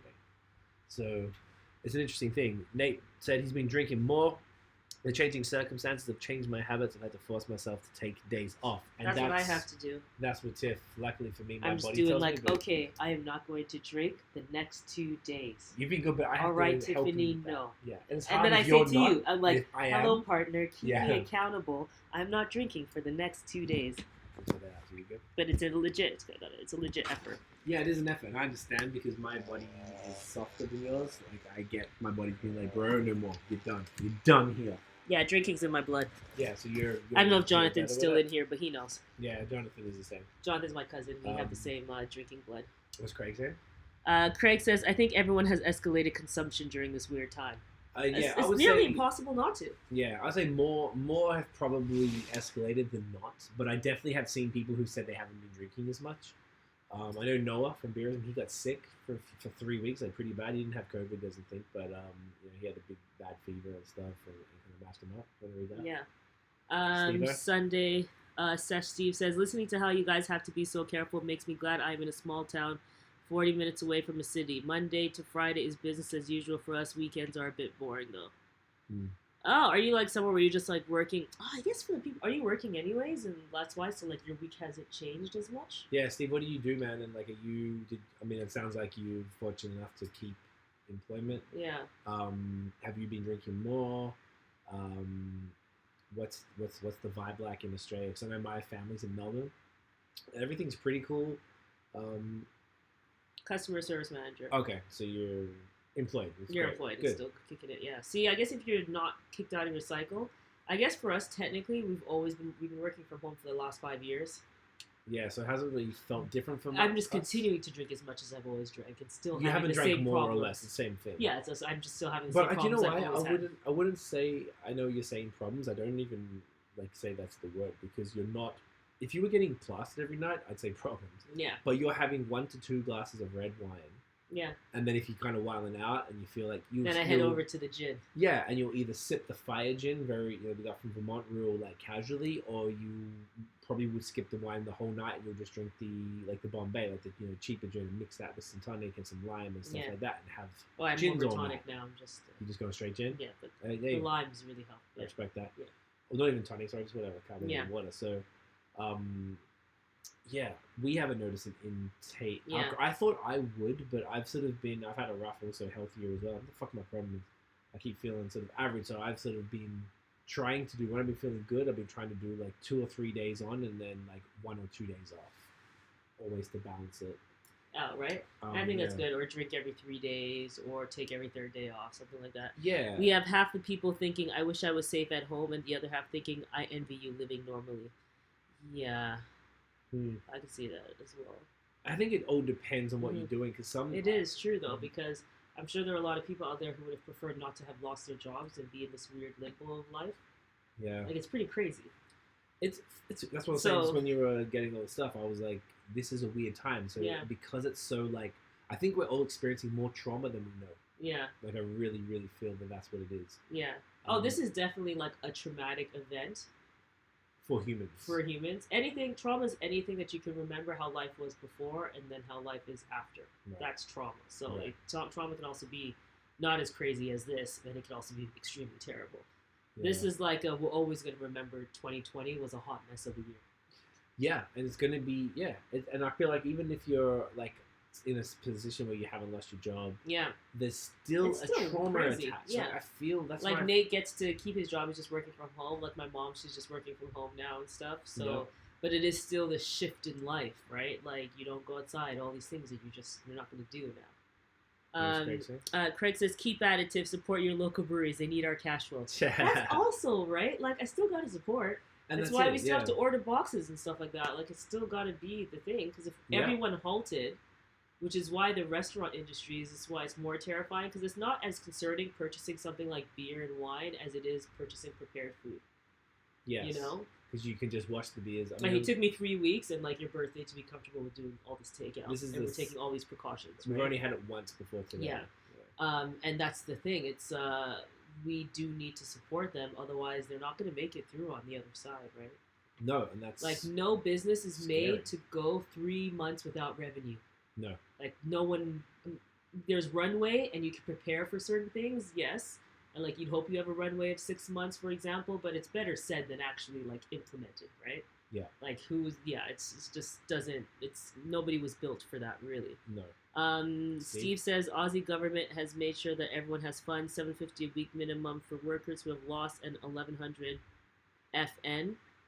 Fortnite. Oh, yeah. Fortnite is 2 weeks for North people, for people on the dole. On the dole is welfare. Steve, this is serious Aussie slang. Translate, here, Steve. Guys. Fuck, bro. Remember, this is the Canadian thing, right? Country gonna be broke after this. Oh yeah, we're all gonna be broke. Oh yeah.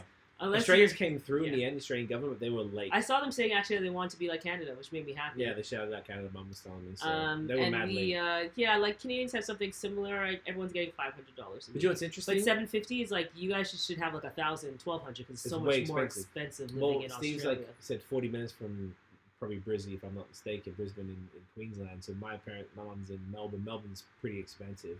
Interesting thing, Steve, you could tell me about if this is fact. So I got a mate in Melbourne who is a chippy, so that's what he's a carpenter, a contractor who runs his own business, and none of the government plans so far have helped him. And he's like, "Fuck, man! All my money's just stopped." His wife is still working, which is she can work from home. Oh, that sucks. So that's different from Canada. Because in Canada, if you can prove loss of wages, you can get it. You immediately would get the But they had multiple waves. Canada hit that straight away pretty well. Australia had multiple waves where they kept releasing new things, and Mum was telling me about it. Mm-hmm. So it was kind of a little rough for someone like that. Well, we wouldn't qualify, for example. Or we don't qualify because we didn't lose anything.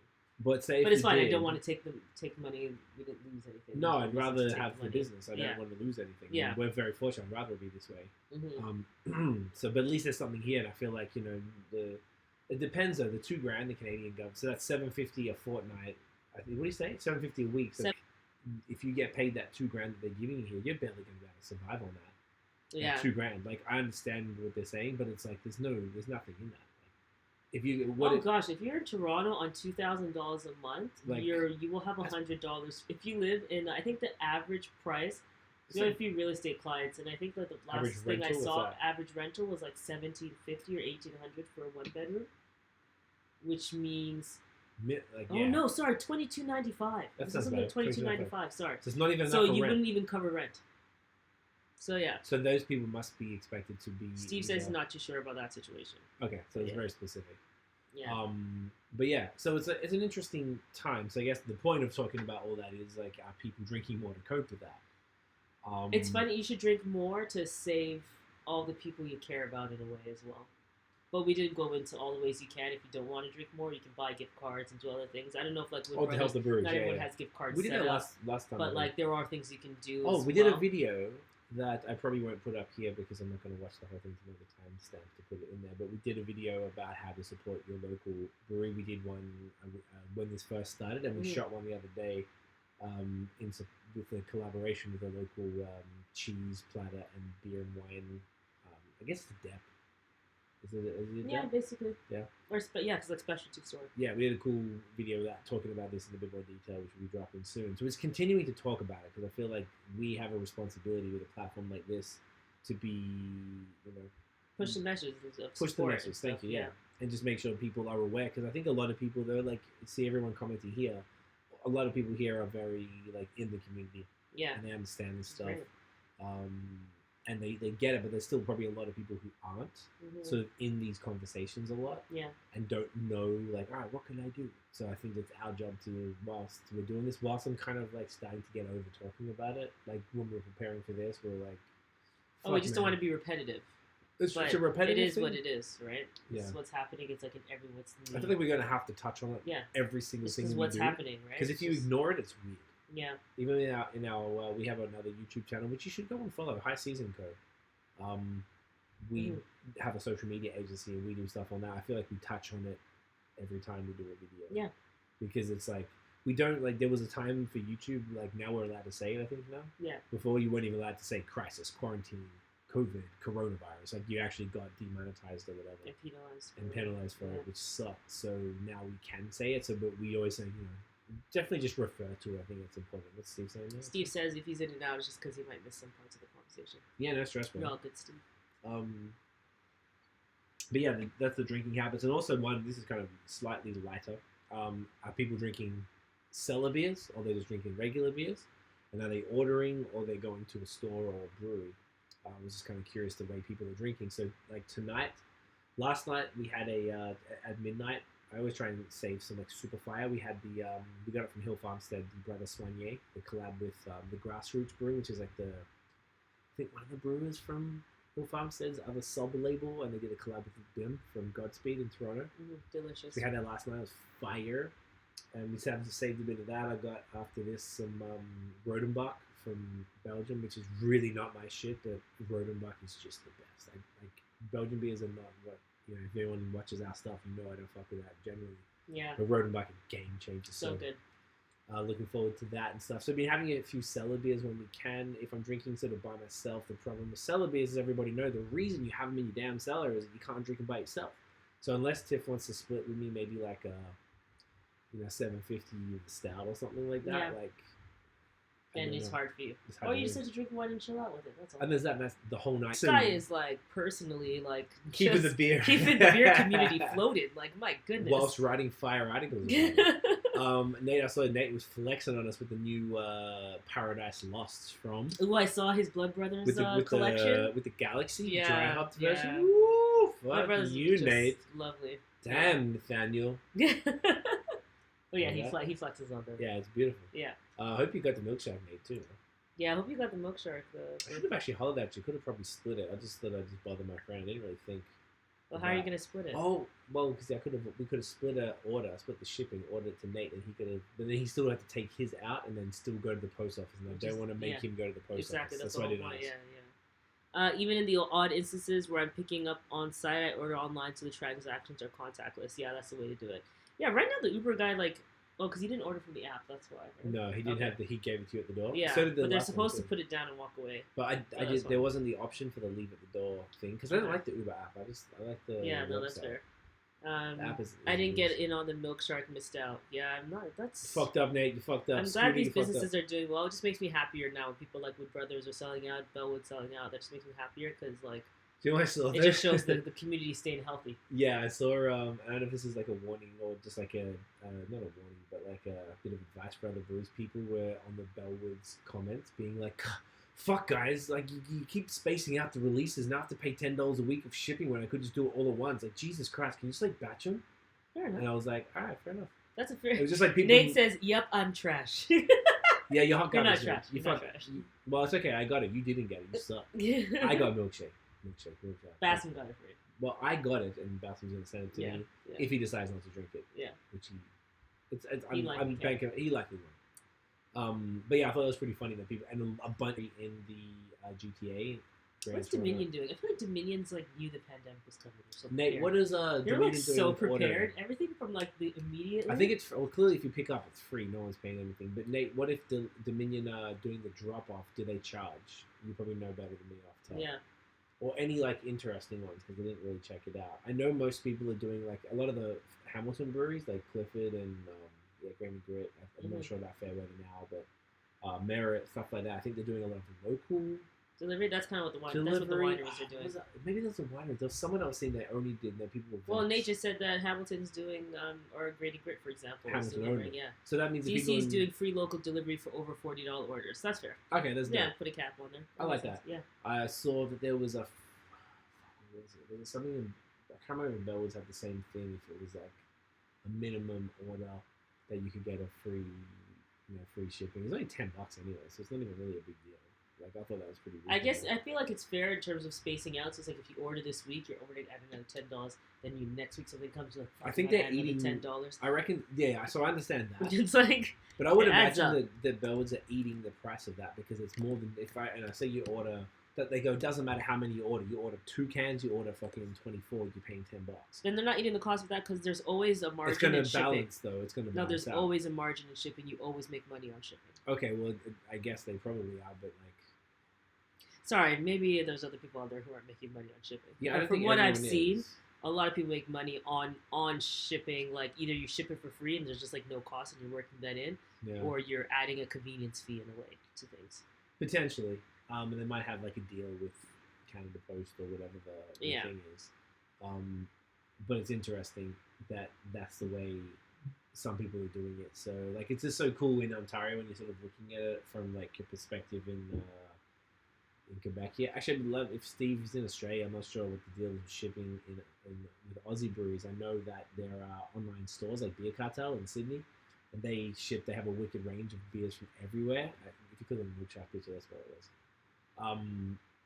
I was just looking for the pricing. Oh, the pricing. Oh, look at the angle. Oh, it is. Yeah, please group together so I don't have to pay Canpar $10 to drive 7 minutes multiple times a week. Yeah, that's what they're saying. So they're doing. Yeah, because they keep doing releases. But even today, I went to get like 2 other. They sold out of the Jelly King. Knew the fuck shit. I told my brother to get me the new Jelly King, and then he had it. And I was like, I don't know when I can get it for you. Just drink it because I'm going to do the order for Milkshark, and I got a friend to do it. And he's like, yeah, cool. And I hit him up this morning. And go, oh yeah, they said they were sold out. So hang on to that Jelly King. He's like, oh, I already drank it. Yeah. I was like, my bad, bro. Don't worry. And then for DC, they're doing $10 delivery across Ontario for orders over 40 too. That's good. That's really good. Sebastien, hi Sebastien, says, hey guys, anyone wonder why Quebec breweries can't ship their beers? Seriously archaic. Oh, Sebastian, we have talked. Trust me, it's like the number one question we ask ourselves every day. Wow. We have had brewers say the difference between Ontario and Quebec is that because Quebec has so many different points of sale, we have multiple opportunities to get beer, so we can get it from a depanneur. So that's why they deliver. So that's I don't think that's a justifiable answer. And also because I personally, and you as well, Yeah. we like to purchase directly from the brewer because then we know there is no additional cost there's no third party middleman costs there. They're probably the same retail price, but the brewery be losing out. Yeah, but right now they're selling to distributor makes money. Yeah, there's a bunch of things that happen here, right? But Quebec's just not allowed to ship direct to consumer. It's just because we have laws that are 300 years old from the Prohibition era. That's the point. We were talking about this the other day, and Tiff said, "Remember, Montreal just had a 375th birthday." Yeah, because he's like so old, and I'm like, yeah, we're actually like 375 years old. So it's extraordinarily archaic. Yeah, it's ridiculous, and I do hope out of all of this, the breweries really come together and show like, hey, this is what you put us in. Like, you put us in a really negative position where when this happens and people aren't allowed to purchase from a third party, you've put us out of business because of this. So I do hope, or potentially put us out of business because of it. So I do hope they all like have some type of thing where they bind together and go to the government, rely on the AMBQ to make things work for them. But it just doesn't make sense. It's not fair. No, it's really not. Anyone who creates a product should be able to sell it to the consumer, you know? Couple things there. Steve says, every brewery doing the free local delivery as well as $15 growlers, 2 liters of 15% barley wine for bugger all is pretty insane. You know bugger all. Bugger all, not much. Yeah, that's really good. Sebastian says, same here, and a lot of stuff is not available because it's simply too far. Did you buy Canada Post lately? Canada Post is a nightmare. But Canada can't do it. So they last I heard, they're still producing and they're still doing drops. Did you see Bar Canada's post today? Is that what you mean? No, I did not see it. Let me look and see. Take a look right now. So Bar Canada, last I heard, they were doing their regular, I think it was bi-weekly. They come to Montreal on like a Tuesday or a Wednesday.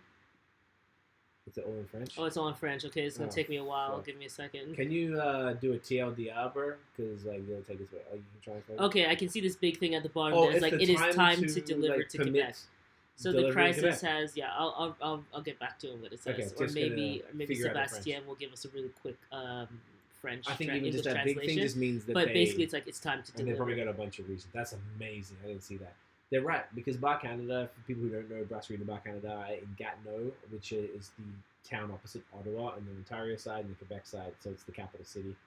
And they're about 2 hours from Montreal, and they were the first to do the fire haze in the province, arguably after Boreal. But their shit is incredible, and they do a drop here every couple of weeks, which is dope. And the thing is that to get their beers already was a problem, because if they did a drop at the depanneur, you'd have to go that day to make sure you got them, because you probably got a 3 to 5 hour window before they sell out. And I always found it really hard to get their stuff. Now they're saying they need, because it's probably too hard for them. They should just be able to ship. Like, they really should. Is that what they're saying? So, yeah, basically they're saying, like, what we all know, which is just, it's heavily impacting breweries' ability to operate in the same way they can, specifically those who relied on, like, tap rooms that they had to close and restaurants and things like that, and the sale of their beers in bars. The restrictions are basically causing, like, unemployment and stuff like that, and restricting production as well. So it's just time to modernize these ridiculously old laws. Okay. It says this week that the premier of Quebec has asked that certain businesses reflect on the next months.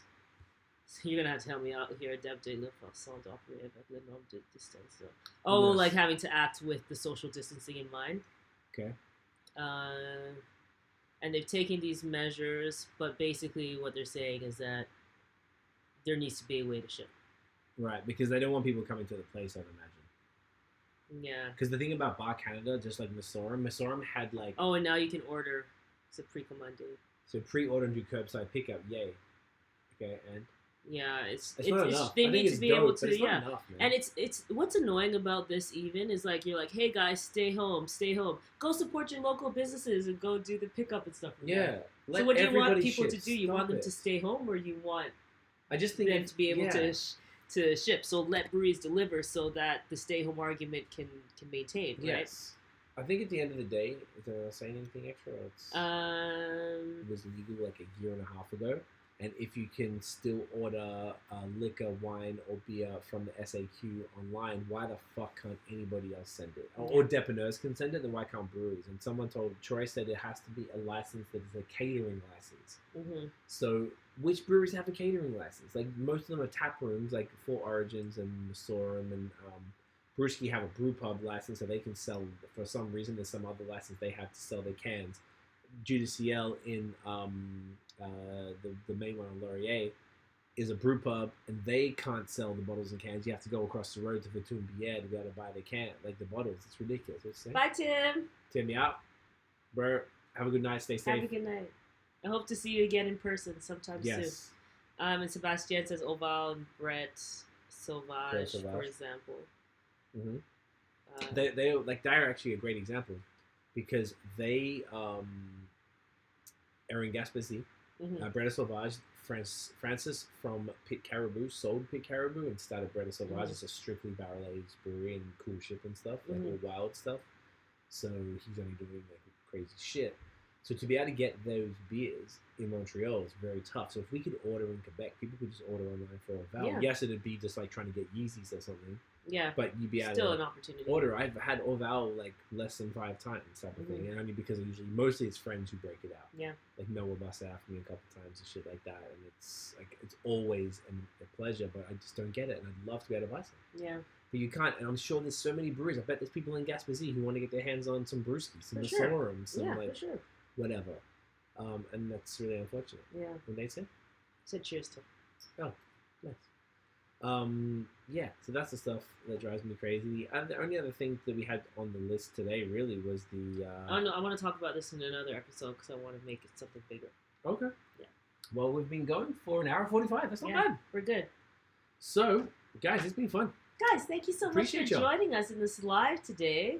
We are doing lives every Friday at 8 p.m. now until further notice. Yes, and it's going to be Tiff and I on the podcast. I was talking to Noah today. Noah was like, do you want people to call in? I don't know how you can do like... Okay, I'm going to find out this tech because there's another guy I follow who I love and he's very good with the tech stuff and he found a way to make it so that you can have someone live stream in and it splits screens and puts it nicely there. So that just means I'm going to have to start diving into this stuff. If this is the new... It's just live wasn't a thing for us before, but I guess I'll take some time out to actually... Because the problem is, I want to know how it works with the audio, because then the audio runs... We've got a separate microphone here that we use for the podcast.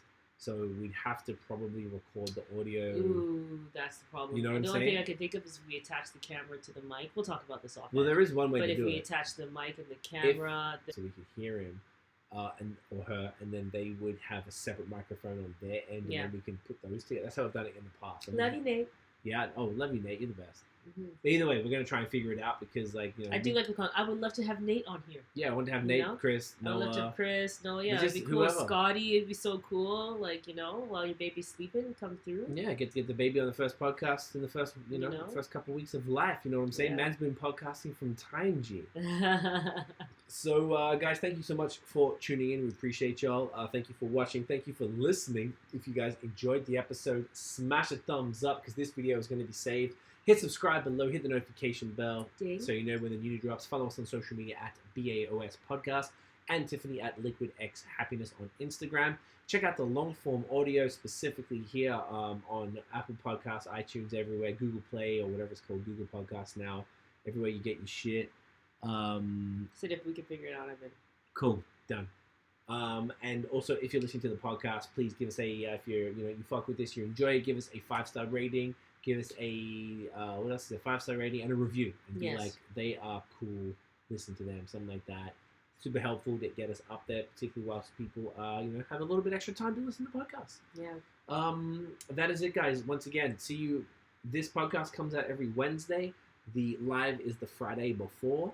So if you're listening to the podcast, you didn't catch the live on YouTube, jump in on the Friday. We'll be here, guys. Thank you so much. Appreciate all of y'all. Get it in you. Fucking cheers. Get it in ya. Gonna be top 5 this week in Oz too, guys. Yay. Oh yes. We were top 9, so I guess. So Steve was the guy who told me. Yeah. Okay. Cool. So we got number 5 in Australia in food podcasts last week, which was pretty sick. Number 9. So hopefully we get top 5 because Steve runs the Aussie Beer Podcast account and just promotes Aussie. He's a fucking legend. I appreciate him so much, man. He's out there really Thanks, writing Steve. for Australian beer. Go for Sunday. See, what's it called again? Sunday Session. There's SMS. Sunday. Fuck, what's the M? I'm sorry, dude. I've been drinking. Sunday Sessions, the podcast. It's two Steves and someone who's not a Steve. In Australia, and they just talk about a bunch of stuff that's happening in Australia, Australian craft beer industry, and it's just really cool. Oh man, why am I having a blank? I know it. I see it all the time. He'll jump in and say it.